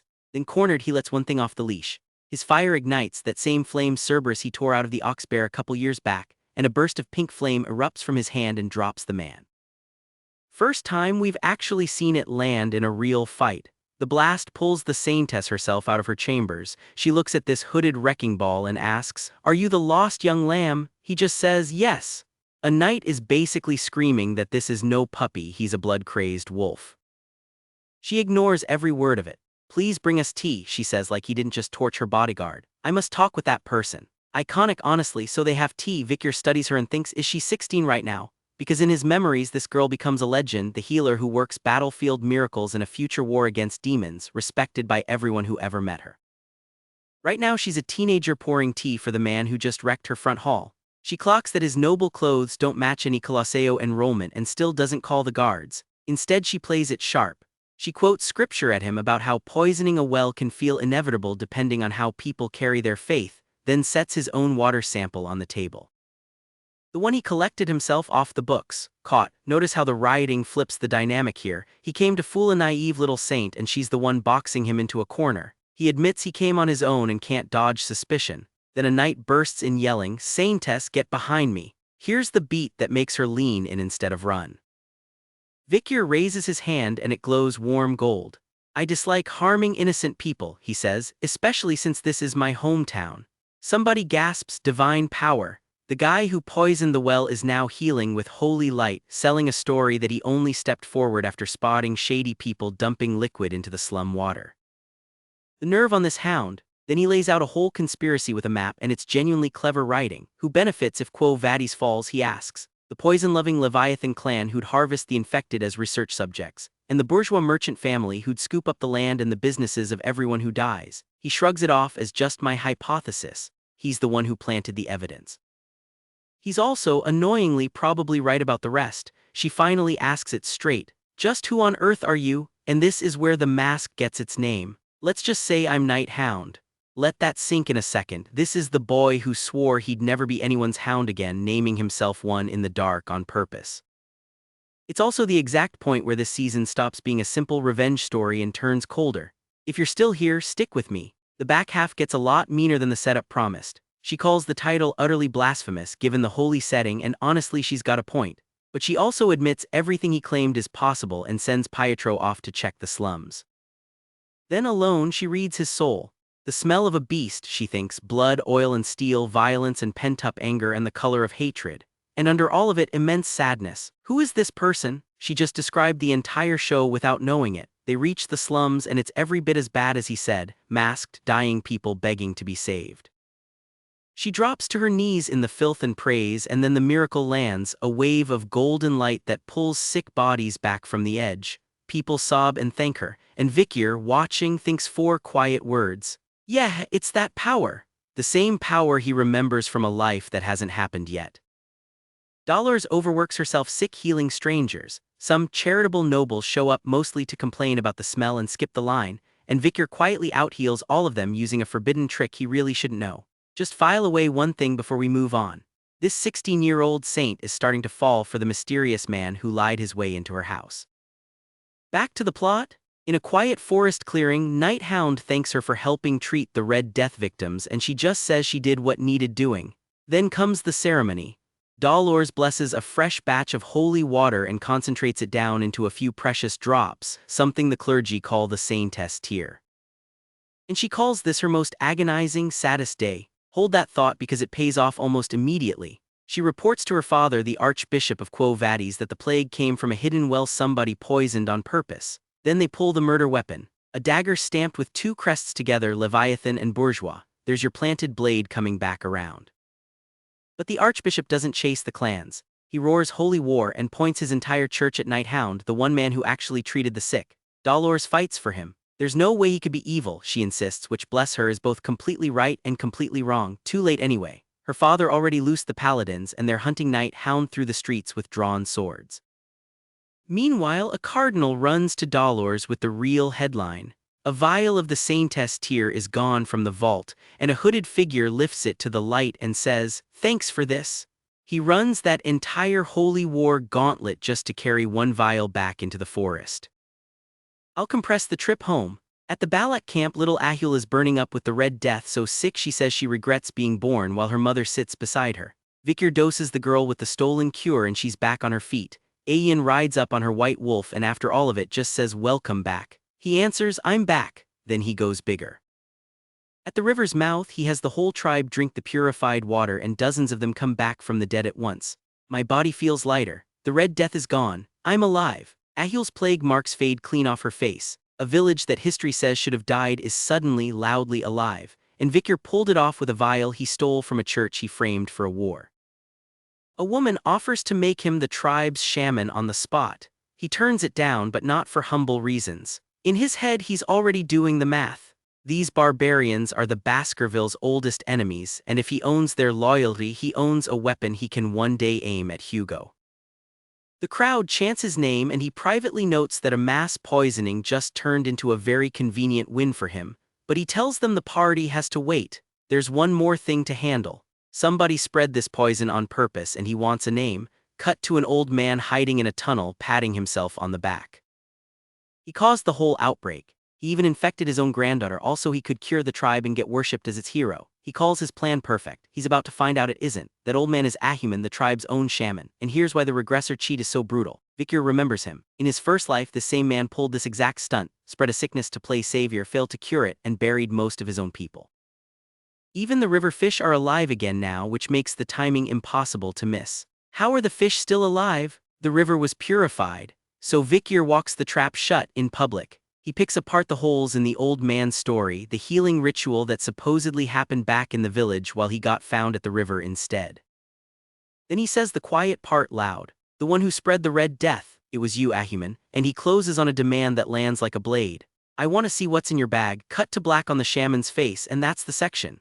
Vikir walked out of a holy city with a stolen miracle, a brand new fake name, and an entire church hunting the mask he just invented. Nighthound is officially loose in the world now. The plague plot is about to slam shut on the man who started it, and the tribe that once enslaved the hound is chanting his name instead. Where he points all that goodwill next is the whole game. Right now he's holding a whole church's manhunt in one hand and the shaman who started the plague in the other. This is where that second grip closes. Ayan has Ahuman dead to rights, a hidden vial clenched in his fist that he swears is the antidote. Cute, you don't carry the cure to a poison you didn't make. Ayan fills Vikir in on who this guy really is. Ahuman was a slave boy of nobody knows what blood, raised by the tribe's old shaman, and he repaid that by framing the man for a coup and killing him to steal his sorcery. Read that twice. The plague wasn't his first betrayal of a father figure, it was just his biggest. Some people don't have a snapping point, they have a pattern. Cornered, he reaches for tribal law. He calls an Iliad a trial by combat because you can't argue a man into a confession, but you can put a blade through the lie. Ahun spits the word tradition like it tastes bad, and Ayan sets the duel for 4 days after the full moon. Vikir's answer is my favorite line of the chapter. 4 days, my ass. He demands the Iliad himself right now. They mark a circle on the mountain where the Ballak bury their ancestors, and any coward who bolts the ring gets executed on the spot. Ahuman opens with a party trick, a little swarm of skeleton soldiers yanked up out of nowhere, and the crowd starts whispering that maybe he's secretly from the sorcerer tribe. Vikir walks through the bones and drops him in one strike. The trial's over before it ever becomes a fight. Left bleeding on the ground, Ahuman doesn't repent, he seethes. Why does everyone else get to have the things he never could? Ahun, who turns out to be the man's own grandson, refuses to give him a merciful finish, and he means it. The Red Death nearly took his little sister Ahul, and grandfather or not, he won't forgive that. Then the earth answers. Purple light tears out of the ancestral graves, and something climbs out that a tribe of gravekeepers really did not want to see. The thing under the hood is a resurrected Ballak ancestor, and here's the gut punch. Ahuman didn't just raise one corpse, he turned the tribe's own dead grandmothers and grandfathers into a puppet army and threw them at the living village. Fight your ancestors, he tells them, enjoy. Ahun screams the only sane question. Grandfather, how low will you actually go? There is apparently no floor. Vikir and Ayan peel off to cut the head off the snake, tracking Ahuman to a ruin of stone pillars where he's mid-ritual. Bad timing. He finishes it and pulls up a second corpse, a real one this time, the legendary Ballak archer Adonai, whose bow the lore says was carved from Madame Eight Legs herself. Remember that? Adonai's first arrow clips Ayin and the old poison drops her. Vikir shrugs off the follow-up, grabs the shaman by the throat and says cold as anything, let's have a talk. Reinforcement shows up and it's the boss. The Ballak matriarch, the same warrior who once carved a scar across Hugo Baskerville's nose, drops in sensing the aura and finds her daughter poisoned in the dirt.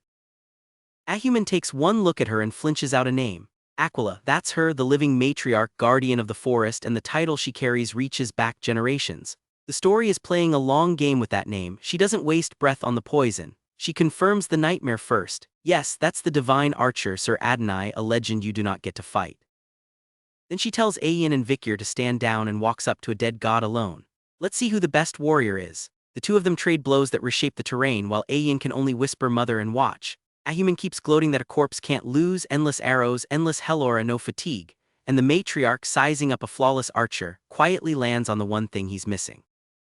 So she stops fighting him like an enemy. She calls him great ancestor and asks if he's holding back because he's dead or because he doesn't want to hurt his own descendants. Then she offers to free him from all of it and her blue aura answers for her. Something in the dead man listens. Adonai turns on the leash, refusing the spell, and Ahuman completely loses it. He can't stand a legend that won't obey, can't stand anything done halfway, so he does the last desperate thing a cornered sorcerer does. He feeds himself to his own magic. The chapter closes on the shaman swelling into a dark purple berserk monstrosity, vowing to kill everything still breathing near him. Now it's a monster hunt inside a monster hunt. Ahuman's berserk form spits out death knights and he keeps howling that the guardian of the forest, his word for Aquila, is finally going to fall so he can rule what's left. Ayin answers with a brand new arrow technique she built after hearing how Vikir once fought an imperial knight. Little detail, big tell. This girl studies him, she's been turning him into a living textbook. Vikir walks in and carves through the death knights like it's chores, strong enough now that Ahuman can't believe a kid outclasses a high graduator. Then he opens up the Baskerville 6 technique, a mountain of crimson light, and shatters the puppets in one sweep. For a single breath the corpse of Adonai murmurs one word, sir, almost human again before the slash comes down and Vikir turns the full weight of it onto Ahuman. Ahuman doesn't get a hero's death, he gets interrupted. He's still spitting curses at Vikir and the whole tribe when Ahun's spear ends the sentence for him. The grandson finishes what the grandfather started. After Ahun apologizes, if only he'd listened when Vikir first said to kill him. Vikir waves it off. It's not your fault, and that's the plague plot done. The man who murdered a forest to be worshipped dies, muttering how close he came. But winning the argument cost them the house. They come home to a wrecked village. While everyone was busy with the shaman, Madame Eight Legs walked in and tore the place apart, hurt the matriarch, scattered the survivors. Turns out Ahuman set that up too, burning bait by his tent to lure her in as a parting gift. And Bakira, Ayin's white wolf, is found with a leg cut clean off. Vikir kneels down and apologizes to the wolf. I'm sorry for leaving you alone. So Vikir asks matriarch Aquila what this thing even is. Her answer is a horror story. Long ago the archer Adonai pierced one of the madam's legs, and instead of dying it grew back as two. Every leg you destroy makes her tougher, impossible to pierce again, and she poisons everyone who tries. The tribe calls her a natural disaster and means it. Don't hunt her, the matriarch warns, I can't lose more family. Alone, the hound just smiles. She's still only a monster. I can kill the madam. What follows is my favorite kind of Vikir chapter, the prep montage. He vanishes for days, no blood on him, the villagers notice, which for our hungry hound is genuinely weird. He's staking out the madam's lair, learning she leaves to hunt on a clean 2-hour clock, then slipping inside past her webs, past a cave full of human and monster bones, all the way to her egg. We'll skip the gossip. What matters is he isn't fighting her yet, he's reading her. And then the story finally shows us his cheat sheet. Vikir hunts a giant regenerating swamp marsh salamander in the rain and swallows it into the system, because of course the counter to a monster that regrows its legs is to steal regeneration for yourself. The full readout lands here. Beelzebub, glutton of flies, 3 slots filled. First, burn injury from Cerberus. Second, silent heal from a Mushasu. Third, regeneration from that salamander, all rated A+. Ayin catches him at it and tries to sign up for the fight. He turns her down flat. She's still limping, she'd be a burden, end of discussion. Then he tells her the thing that actually matters. He's leaving the forest soon to close out old business back at Baskerville, but he's coming back. He wants to protect the place he plans to return to before he leaves it. The slave they once dragged here in chains just called this home. We jump ahead and the village is whole again and they built the hound a house. One of the young Ballak flatly denies ever hating him. Shut up, quit smiling at me, the whole routine.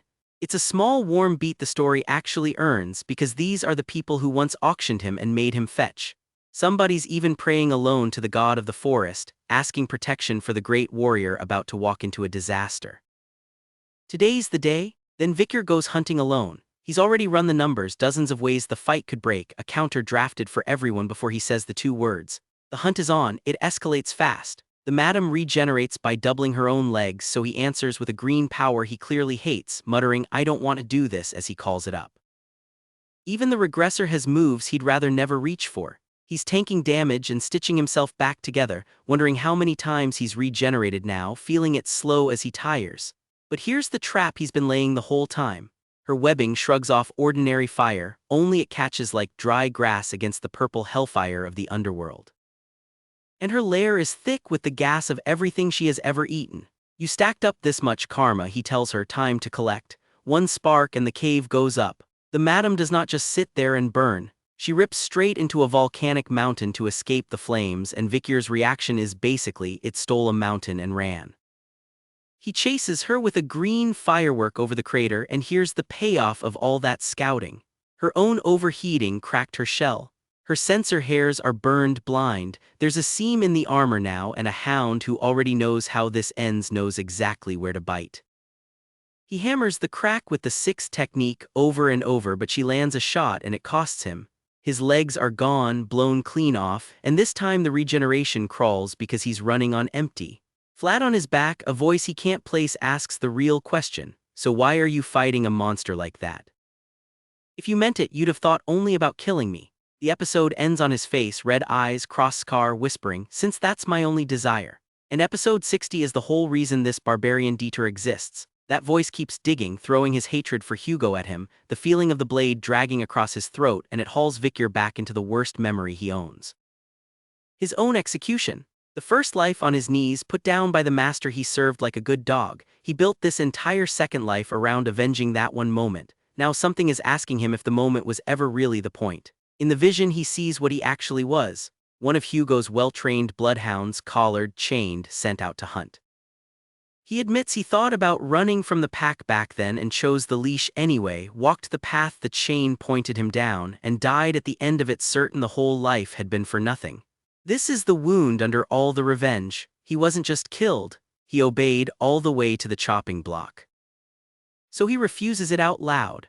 I won't live like a bloodhound that hunts his prey anymore. He names what he actually wants, and it isn't a single word of hate. Freedom first, then revenge, sure, but right beside it, the place he wants to protect and return to, tiny figures of the Ballak village and Ayin glowing behind the words. The kid who lived only to die at his father's hand just picked reasons to live instead. He stands up wrapped in a fresh blue aura, done being anyone's tool, done being led by anything. And right on cue, Ayin comes down the cliff with the whole tribe at her back, screaming the single most Ayin line possible. "Don't touch my husband, candidate." The warriors who used to keep him in a cage are now throwing themselves off a mountain to fight beside him. He tells her she shouldn't have come, then admits the truth. "Thanks to you, I survived." Ayin thinks to herself that Vikir taught her how to kill her own fear, how to stand against a disaster, which is a heck of a thing to learn from your former slave. Then he goes all in. A giant blue strike to carve open a path, and then the story finally names the whole ladder of Baskerville fangs out loud. First technique, deeply piercing fang, a red beam the size of a building, and he rides it straight into the madam's body. From inside her he chains the rest. Second, biting fang, third, bursting fang, fourth, tearing fang, fifth, shredding fang, each one a named tooth in a set we've been hearing whispers about since episode 1. And on the last swing he screams the line this whole section was built toward. I will no longer live the life of a bloodhound led by its shackles. Then the 6th.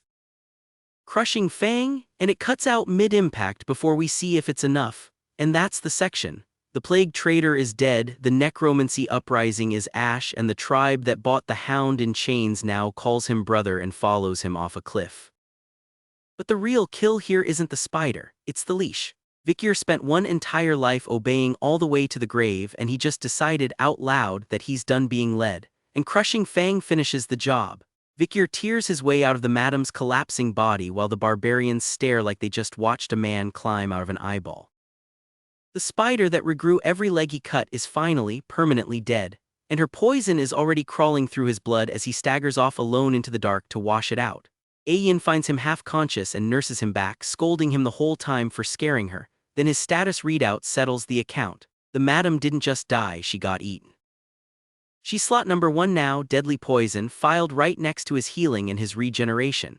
And with that, the debt to this forest is paid. Vikir decides it's time to go home to Baskerville. Ayin walks him out through the wheat fields and hands him a legendary bow called Anubis, the one that belonged to the fallen archer Adonai, resized to fit his grip. Then she gives him something smaller, a wolf fang she carved herself because he kept mumbling the word bloodhound in his sleep. And this is the part that gets me. She looks him dead in the eye and says, "You're not a bloodhound, you're a wolf." A whole life he answered to a leash, and the barbarian girl who bought him as a slave is the one who tells him he was never anybody's dog. They part easy, see you next time. Then she waits until he's out of sight and cries alone in the trees. Vikir takes the long way home through Red Owl Castle, the fortress on the ruby mine his family shares with the morgues, and finds a golden statue of himself waiting. The death he faked 2 years back got polished into legend. He hears about Camus, his fiancée. She's abandoned her uncle's Hall of Light for the Hall of Darkness, buried in secret work dodging a chief they only call the Snake. He sends word he wants to see her, plus an owl announcing the hero has returned. That news lands on Hugo like a stone. Is that true? Vikir has come back. Meanwhile, Vikir rolls into Underdog City as its deputy consul, and there's a crowd already waiting at the gates. So is Pomerian, who comes flying at him screaming daddy, catches herself and switches to uncle. She's also proudly holding a dead rat. Great kid. Secretary Chihuahua greets him with good news and one ugly case. Everything Vikir fixed last time has stayed fixed except this. Slum children are vanishing with no trace, no bodies, no ransom, nothing. Hold that thought. Because then Pomerian shows off her party trick and the dead rat isn't dead anymore. A 5-year-old just casually raised the dead black magic she says she copied from the tribe. That terrifies Vikir, and not because of the rat. Baskerville kids don't touch magic until 8, and here's a toddler doing necromancy with barbarian blood in her veins. He pictures a cold, red-eyed man ordering her executed on the spot. So when word comes that Hugo himself is riding into the city, Vikir hides her fast and greets his father alone. Then he feeds Hugo a clean lie. He claims he befriended the barbarians to hook them on cheap imperial goods so he can spend them and their monsters as disposable tools to cleanse the frontier for Baskerville. Hugo eats it up. How clever, as expected of my son. What the old man never hears is the truth underneath, that the whole scheme exists to protect those barbarians, not to burn them. Then Hugo does something Vikir didn't budget for. He softens. He tells his son to stop throwing his life away on the front line because believing he'd lost him actually hurt. And that tenderness doesn't melt Vikir, it sharpens him. Out loud he says, "Thank you, father." In his head he swears his fangs won't dull for the man who once fed him to the executioner. Then Pomerian bursts in. Hugo sees her face and freezes. Hugo stares at those red eyes and thinks one name, Penelope, his stolen daughter. An aide talks him down, she'd be grown by now, and he lets the ghost go. Instead he summons Vikir to a grand family banquet, closest blood only. And that night Vikir studies the guest list like a hunter reading tracks. The cards are a who's who of the house he came back to burn. 2 uncles run night orders, Bastontrier and his pit bulls, and a silver-haired one named Great Dane over the mastiffs. Then the 2 legitimate sons. Osiris, the eldest, first in line for everything, a swordsman so close to master rank and so cold he won't even nod at his own men. And Set, the second son, weak with a blade, sick since birth, and gentle in a family that eats gentle for breakfast. Here's the thing you need to hold on to. Set is the one Baskerville that Vikir actually respects. In his first life, when they tossed dead bloodhounds out like garbage, Set was the only one who cried. When they framed Vikir, Set was the only one who spoke up for him. In a house full of wolves, Set is the lamb. Keep that in your pocket. The banquet itself is a circus. The 2 uncles bicker over undercooked meat and fight over which order gets to recruit Vikir until Hugo bears his scars and quiets them like misbehaving pups. Vikir answers the whole sales pitch without a word. He just rests a hand on the table and heats the wine and cooks their steaks from across the room. 17 years old, casually flexing mana. Nobody at that table is ready for what he really is. 2 things stand out. Osiris, the ice statue, actually praises him out loud, "Well done, keep it up," and Vikir instantly wonders why he's being graded. Then Set drifts over quiet and asks if Vikir remembers him. He does. Set lights up like a kid, says he mostly lives between the infirmary and an empty training hall and that he'd love to visit Underdog to hear about the forest. It's the warmest moment in the whole cold house, and that's exactly when Vikir's smile dies, because under the food and the wine he catches a smell. One he only recognizes because he lived through the fall in his last life the day the demons came. It's the stench of a demon, right here at this table. Somewhere in this family something is wearing a person like a coat. The next chapter confirms the nightmare and it's the worst answer on the board. Vikir glances at his wine and Set has no reflection in the glass. None, the gentle brother, the one good soul in this bloodline, the only man Vikir came back respecting, is dead, has been dead, and the thing sitting there smiling and asking to visit him is a demon parked inside Set's empty body. Catch how cruel that is. Vikir clawed back through time with a plan for every face at that table, blood for the wolves and mercy for the one lamb. And the lamb was already gone before he ever arrived. He came back having read the last page and the story still found a way to gut him. He tells nobody yet, no proof. He just quietly turns Cindy Wendy loose to dig. Outside, Bastontrier ambushes him to test how strong he really is, and Vikir throws the fight on purpose, careful not to show his real teeth. He clocks the hit as the best the Baskerville counts have and figures he could take one, maybe two of them at once. Then the blonde triplets corner him. He braces to put down dogs bearing their fangs. Instead, all three kneel and press their own swords against their feet. These are the same three who used to pin his hand flat and call him Garbage Van when they were boys. Now they're swearing to become his spears because they watched him hunt a Cerberus and stare down the monster in the forest. The irony is thick enough to chew. Vikir waves the oath off for now, too tired to care, filing them away as tools for later. He's got a demon to kill and a father to break, so he pulls the trigger on Hugo. He corners the old butler and makes him repeat it, the first wife who died young, Roxana, and the daughter she left behind. Then he says the name out loud, Penelope. A red-eyed fury detonates across the room. How do you know that name? And just like that, the opening act of Vikir's revenge is live. Episode 67 opens on an invitation. The Academy Colosseo is finally calling his class in, the same place that scarred and mocked him the first time around. He shrugs it off, that's a problem for another season. Right now he wants his reward from Hugo, and the reward he asks for is a story. Tell me, he says, about Roxana and Penelope. So Hugo tells it, and for once the cold patriarch just sounds like a man. He fell for Roxana, a commoner at first sight, married her against the entire family, and they had Penelope. Then Roxana's health broke after the birth and she was gone young. Penelope grew up bright and adored, right up until the Rococo tribe snatched her on a walk and she vanished without a trace. That's the wound that made Hugo snap.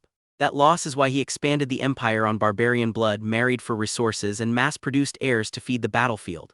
Vikir listens and stays ice. Every villain gets a sad backstory, he thinks, and it doesn't buy Hugo a thing. Then he plays his card. He holds up Penelope's pendant, names its new owner, and drops the hammer. You have a granddaughter, father. Her name is Pomeranian. This was supposed to shatter Hugo. Grief, guilt, the man who lost a daughter forced to face the child he doomed. Instead, Hugo laughs. He cries, he scoops the girl up, he lets her yank his beard, and he sobs the word grandpa like it's the best day of his life. Vikir engineered the perfect wound and hit love by accident. He wanted rage, he got a doting grandfather, and it wrecks him, and that's the section. Vikir came home to bury a father and found one he can't hate on cue, met the one brother he loved and learned a demon's been walking around in that brother's skin. 2 hunts just opened at once, the monster hiding inside the family and a revenge that keeps refusing to feel clean. He came back knowing the ending, turns out home rewrote it. And here's the part the last stretch kept from you, that whole Pomeranian reveal wasn't a gift, it was a weapon. Vikir did this math years ago. You can't slip a blade into a swordmaster in his daily life. His mind never wavers, there's no opening. So Vikir decided to build one. Bring Hugo his lost granddaughter, and the man's iron composure finally cracks. That crack was the whole doorway. He'd stacked the odds for years. Refined swordsmanship, Beelzebub hungry at his hip, the madam's poison held in reserve. Today was meant to be the cornerstone, the first stone laid for killing his father. And then Hugo laughed, not cruel, happy. Vikir just stares, wondering why the man looks like he won the lottery. Because Pomeranian works it out on her own. She remembers her mother forever staring at that necklace, looks up at this terrifying warlord and asks, "Grandpa, are you my grandpa?" Hugo pulls her in and breaks, sobbing Penelope's name. The old butler Barrymore bows and says, "Thank you, young master. Our assassin just reunited this whole family by accident, and that's what rattles Vikir. Hugo is wide open, weeping, unguarded, one clean strike away. Everything he engineered just landed perfectly. So why does he suddenly feel so helpless? Why won't his hand move? He came home with 17 years of hate sharpened to a point, and the point won't drop. That's not a plan failing. That's his own heart going quiet on him. To get why, go back to the night that made him, his first death. Chained, dragged out, screaming up at his raging father. I'm innocent, why aren't you listening to me?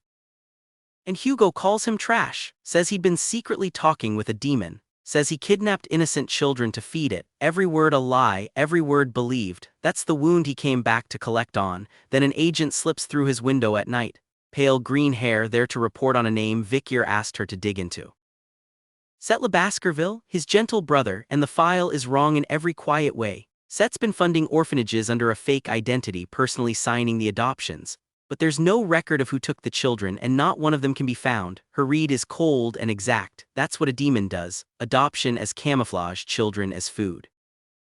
She thinks Set is behind Underdog's missing kids. And Vikir goes still because he already smelled the demon at that dinner table. If Set is a demon now, then the thing that never changed before he regressed was a demon too. The hand that fed Hugo the evidence, the one who got him killed, a memory answers him. A boy led off to meet his new family, promised a home, walked into a bare cave instead. A giant red eye opens in the dark, claws take him mid-scream, and the thing grinning in the blood purrs that children are the tastiest, it just can't help itself. Then the page hands it a name. Setla Baskerville, Demon's 10 Elite Corpses. The 10th corpse, Andromalius. Episode 69 crawls into that cave with him. Andromalius drinks blood from a goblet and gripes that the supply's too thin. He's counting, 12.5 more years of human blood to bank enough power to open the gate. His talking crow, a thing he calls 8, reminds him what they are. The 10 elite corpses, the seam between the human world and the demon world, pulling toward the ruin of everyone. Meanwhile, Hugo does the thing Vikir genuinely didn't see coming. He confesses, nobody asked. He says he was cruel to a boy who did everything right, that Vikir's hatred is his own burden to carry, that his war on the barbarians turned him cold. Then plainly, I'm sorry and thank you so much. And Vikir's first instinct, it's a test. It has to be a test. It isn't. Pomerian told him her mother was happy right to the end, and that lifted a weight he'd hauled for years. So he offers Vikir anything he wants. Not a hound's reward, a father's gift, and a memory floats up that doesn't fit the villain. Young Vikir bleeding in training, pushing too hard, and Hugo stopping him. Careful, that's dangerous, my son. The page calls this revenge and forgiveness. Think about how strange that is. 17 years, one purpose, kill this man. And now Vikir can't find the hate anywhere. Maybe the Hugo who ordered his death doesn't even exist now. He settles on a line that splits it perfectly. Whoever framed him might not have been Hugo, but the person who ordered his execution was definitely Hugo. Forgiveness with the receipt still stapled to it. So Vikir names his reward, and it's about Pomerian. Hold that thought, because out in the garden that little girl is getting her hair braided, happily counting who's home. Uncle Vikir, Grandpa, Uncle Osi. Then someone new leans in. Uncle Set, who says he slipped away before his isolation training just to meet his niece. Keep it our secret, he tells her. The patriarch said nobody should come near you. He says the braid reminds him of Sister Penelope's. Then he trips on his own tongue. You weren't even born yet, and for a single frame his face goes wrong. Red, hungry. A servant calls Pomerian away just in time. But the nanny leaves too, and he's alone with her again, murmuring she looks just like Hugo's dead wife and daughter. If I kill you, claws, a scream, and a caption. I wonder how much it'll destroy Hugo. Episode 70 pulls the camera back, and it gets so much worse. In his den, the purple-eyed thing weighs how to do it. Since Hugo won't leave the girl's side, he'll wait for his moment. Maybe poison her quietly, dressed up as an illness. Like he did with Roxana, or feed her to barbarians. Like he did with Penelope. Read those two lines again. Hugo's dead wife, Hugo's stolen daughter. The two griefs that froze a warm man into a blade. This demon did both. It didn't just wear Set's corpse and eat orphans. It quietly engineered the Baskervilles' entire ruin, and the frame that killed Vikir was one more move on that same board. And now it wants something nastier than either for Pomerian. But this time the hunter walks in wearing a white suit and a loose red tie, calm as still water. As promised, I'm here to visit you, Set. The demon's face comes apart. How Vikir lays it flat. He knows Set is the thing behind Underdog's missing children. So the mask drops, the eyes flare purple, and Vikir tells him to stop hiding. Set swings a blade of living red blood. Vikir answers with Beelzebub and names it, the relic of the Grand King of Flies, the holy constellation of the ancient devil.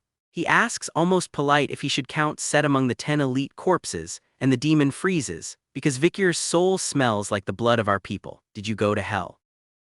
First real fear on a monster's face, and inside Vikir remembers. Someone framed him in that first life, played the savior right up until he signed the execution. He never says the name aloud. He just wraps himself in chains and red demon light, looks at the flinching thing across the room and says, "Wake up, demon." Then the promise, "Don't think I'll let you die comfortably." Episode 71 finally shows you the fall in full. Before Vikir regressed, the world ended. A gate tore open in the sky between the human realm and the demon realm, and the demons poured out. The 10 strongest to come through first earned a title, the 10 elite corpses. Set is one of them, caught here about 10 years early, still weak, still buried in a disguise, and the number these things carry is the kind that sticks. 1 corpse, 1 old battle. 671 fighters went in. 666 died. Of the 5 left standing, 4 lost their minds, so call it 1 survivor. Why that exact count? Because the demon wanted the dead to total 666. It murdered to land on a number. That's the scale of what Vikir wants to strangle in its crib. Inside the den, Vikir finds what's left of the children. Small skeletons. Set grins and says they are alive in my stomach and conjures illusions of them crying for their mothers. Vikir doesn't blink. "Stop talking. There's no way the dead can come back." He takes the demon's arm off and it regrows in an eye blink because control over blood means it can't really bleed out. Then it spots the tell. Vikir's middle name is Van, the bastard branch. Its own is La, the true blood, so how is a bastard throwing the 6th Baskerville technique? And then the 7th moves locked to the legitimate line or the patriarch alone. Even Osiris, the house's certified genius and its highest rank graduator, didn't climb that far until his 30s. Vikir hit an off-the-charts rank at 17. The demon's math won't close and now it's afraid. Vikir's plan clicks into place. Even the heroes who eventually ended the fall never tracked down every corpse, but right now, before the sky opens, they're small and scattered and killable. So he asks it straight, "Are you trying to sew the 2 worlds back together? And would killing you and your friends finally let me rest?" That's when Set sheds the last of the human skin. To think that I, Andromalius, would show a mere human my true form. A winged horror unfolds and throws a mass of fanged tentacles, and Vikir answers with a spear made of his own blood. Then the profile card drops and it's a wall. 10th corpse, Andromalius, rank S+. One of the 10 disasters, power, control, blood, immortal unless every last drop leaves his body. And it screams Vikir's full name in fury as the chapter slams shut. So look at where we've landed. The demon who devoured Vikir's first life finally has a name and a rank, and it's the cruelest kind to fight, a thing you can't kill by hurting it. Hugo's wife, Hugo's daughter, Vikir's own execution, all one demon's handiwork. He came home for revenge and spent it forgiving the wrong villain. The real one is in front of him now, wings spread. He already read how this world ends. The rewrite starts here. Here's the thing about a demon who wins by controlling blood. He drinks yours. Andromalius reaches for Vikir's open wound like a free meal, and for a second he looks unstoppable. Then his face changes. It wasn't ordinary blood. Our young hound has been marinating himself in poison this whole time, and he just let the monster take a long, greedy sip. So what's in the cocktail? Venom from a royal-fanged serpent up on the Rouge et le Noir. Bile from a giant jellyfish in the Black Deep. And the one that really counts, the Madam's poison, the toxin he tore from that S-class spider. Because as Vikir puts it, it works on the 10 corpses. He didn't kill Madame 8 Legs to feel strong. He killed her to load this exact shot. Then Vikir flashes the receipt. A skill card lights up, Beelzebub slots laid bare, poison and healing and regeneration all stacked inside one bastard. He's basically showing the demon the trap after it already snapped shut. Petty? Absolutely. Earned? Also absolutely. And Andromalius, choking on his own arrogance, finally asks the question we've all been screaming. How the hell did this monster become this strong? Vikir answers it clean. With the Baskerville's 7th technique and Beelzebub's power, the highest-ranking graduator can put down the 10 corpses. A forbidden fang meant for the trueborn line or the patriarch alone, and the bastard Van is swinging it. The family that executed him is the arsenal he's aiming back at hell. The demon isn't done gambling. He turns the water around them into blood, ready to drown the field in his own element. But Vikir didn't bleed to be absorbed. He bled to build. Out of all that red he raises my blood knights, a rank of crimson soldiers who each wield the 6th Baskerville fang. One demon with the 7th technique against an army that knows the 6th. You can see the math he's doing, and Vikir isn't offering mercy. He promises to kill Andromalius, then everyone you love one by one. Cold, sure, but this demon wrote the book on that cruelty first. Then a memory surfaces. Back when Hugo owed him a favor and told him to name it, Vikir didn't ask for gold. He asked to borrow a black whistle because he already knew from a past life exactly what it summons. He blows it. Out on the ruined field, shapes start moving in the dark, a whole force answering a sound. Remember Hugo's whistle, the leash that used to summon the pitbull order to heal? Same instrument, except now it sits in the bastard's hand and it isn't calling 100 knights. It's calling the entire house. And then the man himself walks onto the battlefield. Hugo le Baskerville in the flesh with the vice-patriarch Osiris and the house commanders at his back. Andromalius takes one look at the full Baskerville leadership in the dark and loses it. Are all the Baskervilles here right now? Yeah, every last one. You picked the wrong family to wear. Hugo already guessed the truth. He knew that when Vikir asked to borrow the power to command all of Baskerville, it was to hunt a demon, and he's not angry, he's proud. As expected of my son. Then he makes it official out loud. For the next 6 hours, Vikir Van Baskerville, the possessor of the whistle, holds full command over the entire Baskerville force. Stop and feel that one. In his first life, this man signed his death warrant. Now the same man hands him the whole army and calls him son in the same breath. Vikir came home to break Hugo, and Hugo keeps refusing to be the villain he remembered. The revenge plot didn't fail. It got rewritten by the one person it was aimed at, so the new commander gives his first order. Everyone, rip him to shreds. And the field moves as one body. Baskerville Knights and Blood Knights pour in together, one house and one bastard's creation converging on a single demon. That's where episode 72 leaves it, the whole hunt finally off the leash. Episode 73 opens on that river of poison blood, and here's the catch the narration is careful about. This demon can drink blood and heal itself with magic power, so swarming it isn't automatic. You have to hurt it faster than it mends, which is why Vikir stacked the poison first. Every wound they open now is one the toxin won't let close. Vikir's order to his knights is almost insulting in its confidence. You are not allowed to get a single scratch, and the red-hooded soldiers answer as you command, and charge in. Think about the ego on that, not win, not survive, come back untouched. He isn't fighting to trade blows with a 10th corpse. He's fighting to make it look easy. Up on the ridge, an older Baskerville watches the bastard conduct a whole order like a maestro and mutters something like, "I didn't know my nephew was so skilled in leading, brother." The panel never captions who's speaking, but that nephew and brother point straight at Uncle Bastonterier of the Pitbull Order. The family that once sorted Vikir as expendable is standing around impressed. Down in the thick of it, Andromalius is still swinging, tentacles and bone lashing out, spitting damned mutts at the knights. But he's coughing blood now, and even he has to admit it. These are the Bloodhounds of Baskerville. They're more ruthless than I imagined. The dog name this family wore like a slur their whole lives, and here it's the scariest thing on the field. Cornered, the demon does what cornered things do. It offers to leave Set's body right now if Vikir just lets it live. Vikir doesn't even dignify it with an answer. And that silence is the tell, because a demon that can't buy the commander goes hunting for a softer door. It finds one, and it has a name. It calls out to Osiris. The cold eldest son, the one who spent a life measuring his frail little brother and finding him small. The demon bets that love is a crack it can pry open. Somebody shouts, "Please don't fall for it," the demon is lying. Osiris walks up to it alone anyway. Of course he does, that's the trap, and now it wears Set's face and cries in Set's voice. "Brother, I'm still alive." It weeps that it sold its soul out of resentment at always being the one compared to Osiris and begs for a chance to atone. It's a masterclass in cruelty, using a dead boy's grief as a shield. The only question is whether Osiris can tell the shield from the boy. He can. Osiris cuts the plea in half mid-word, one red slash, and Set's stolen face goes quiet. It looks like a monster winning the manipulation and losing anyway, but the truth is heavier. Osiris knew. He says it plainly afterward that this was the only thing he could still do for his brother, and the grief on him is real. Vikir gives him the mercy of the truth. Set's soul already passed on. He tells him that thing was just acting. Which means the real Set died long before this fight, and the gentle brother Vikir once respected was gone before anyone could reach him. Vikir blames himself too quietly for not watching over the kid when they were small. The heirs got fed to a rot nobody smelled coming. And then, because this is a 10th corpse and not a house cat, the severed head wakes back up.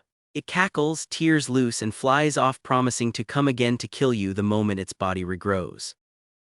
It taunts that the gate is only delayed, that his other brothers will do it better. So even beheaded, this thing is telling you the war was never one demon. It's 10. That's when Hugo arrives late and perfectly. He scolds the fleeing head like a disappointed instructor. A swordsman should never show their back. Then he lets go. A massive cross of light tears across the sky and catches the head in mid-flight, and the demon reels in pure disbelief. Impossible to think that to a mere human, whatever that blow is, it reached the one thing nothing else could touch. and Vikir, who thought he had this old man measured, watches him get swallowed in a pillar of blue light and gets his name at last. The Sword Saint Hugo Le Baskerville. That's where the chapter cuts. No body, no death line, just the strike landing and the threat for now, run clean out of road. The father he came home to kill just closed the fight the son couldn't, so the immediate threat is contained, and notice nobody's calling it dead because that gap is the whole point. There's still a house to purge, a father who walked out a saint instead of a monster, and a hound who has to decide what his revenge even means now. That reckoning and the mask that comes with it is where we land next. Days pass and the house does its cleaning in broad daylight. Notices go up across Baskerville territory, the family owning the missing children case out loud, laying out compensation for people who lost kids and never got a body back.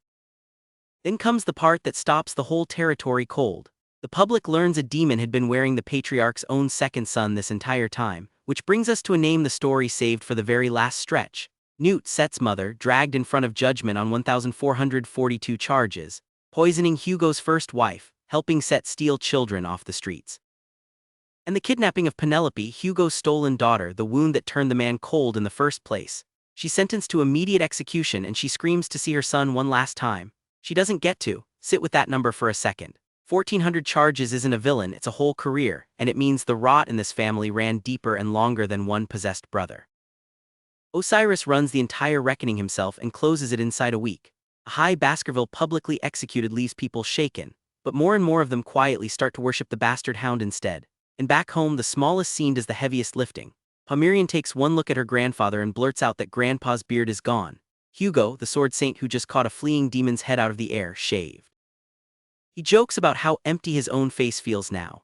Vikir watches this clean-faced old man crack a dad joke at a 5-year-old and thinks it's like the nightmare never happened at all. Osiris pulls Vikir aside with the real homework. He's put Cindy on tracking the other demons, and she is loudly, gloriously done with this assignment, because apparently there are a lot of branded demons to go find. Notice the wording though, the other ones. The family is already counting Andromalius as handled, even though no page ever actually shows the body drop. Then these two, the cold air and the bastard he used to keep at arm's length, call each other brother and eldest brother. And it lands because they earned it over 70-odd chapters of not trusting each other. So here's the question this whole season has been circling. What does a man who clawed back from the grave to murder his father do when the father says sorry first? Vikir answers it inside his own head. He remembers a first life lived on a collar, always at Hugo's back, always following the chain, never once guessing the old man was dragging chains of his own. The Hugo he crossed death itself to destroy simply doesn't exist anymore. So he pictures the chain on his past self, the one that strangled him across 2 whole lifetimes, and he lets it snap. He already read the last page of that grudge. Now he's finally done reading it. He tells Osiris plainly, "Brother, I will go to the academy," and Osiris calls it a wise decision. Colosseo at long last, the enrollment he's dodged for 100 chapters, but Vikir admits there's one chain he still can't drop, and the art shows you exactly what's holding on to it. A clawed, demonic hand wrapped tight around the thing, because forgiving Hugo was never the finish line, it just cleared the board. His true revenge, he says, has only just begun, and it was never really about one bitter father anyway. It's about the 9 corpses still breathing out there, the strongest demons alive, the ones who'll pour through first when the fall finally comes. He's the only soul on the continent who remembers that sky tearing open. The grudge was personal. The hunt is so much bigger. Cut to a rooftop, a strange city, a fat full moon. Some blue-skinned thing that traded its soul for power is getting taken apart by a man in a beaked plague mask. "Who are you?" it shrieks. "How did you know I made a contract with the demon?" He doesn't answer, he never does. That silence is sort of the entire point of the mask, and that's where Season 1 chooses to leave us. One caption, "The Night Hound." Then the last image of the whole ride, our hound hooded and masked on a moonlit roof under that lone moon with one more line burning underneath him. The Avenger of the Demons, no dialogue after it. The season just exhales and ends, so the honest verdict. This season pulled a genuinely tricky move. It spent 70 chapters selling you a revenge story, then had the nerve to make revenge itself the wrong answer. The father Vikir hated turned out to be another prisoner of the same cruelty. The real monster was hiding inside the one gentle brother he actually liked. And the payoff wasn't some triumphant killing blow, it was a boy setting down a chain he'd hauled across 2 entire lives. That's a bolder ending than most of this genre ever risks, and it worked. And plenty is still on the table on purpose. We never once saw Colosseo, only Vikir promising that he'll go. Camus is still sealed inside the Hall of Darkness with that snake she's dodging, maybe demon number 2. There are 9 corpses left whose names we don't even know yet, a gate in the sky on a slow countdown. And we still never found out who stepped down from that carriage back in Underdog. Those aren't loose ends. That's Season 2 entire map laid out in advance. If you want us here when the Hound finally walks into that academy and starts hunting corpses for real, hit subscribe because we're covering every single chapter of what comes next. Thanks for riding the whole first season out with me. It's a rare story that respects you enough to make forgiveness actually cost something. And if one frame of this grabbed you, go read it. The real thing hits even harder. Based on the novel by Step on a Lego, webtoon art by S.arang and Redice Studio. Support the official release.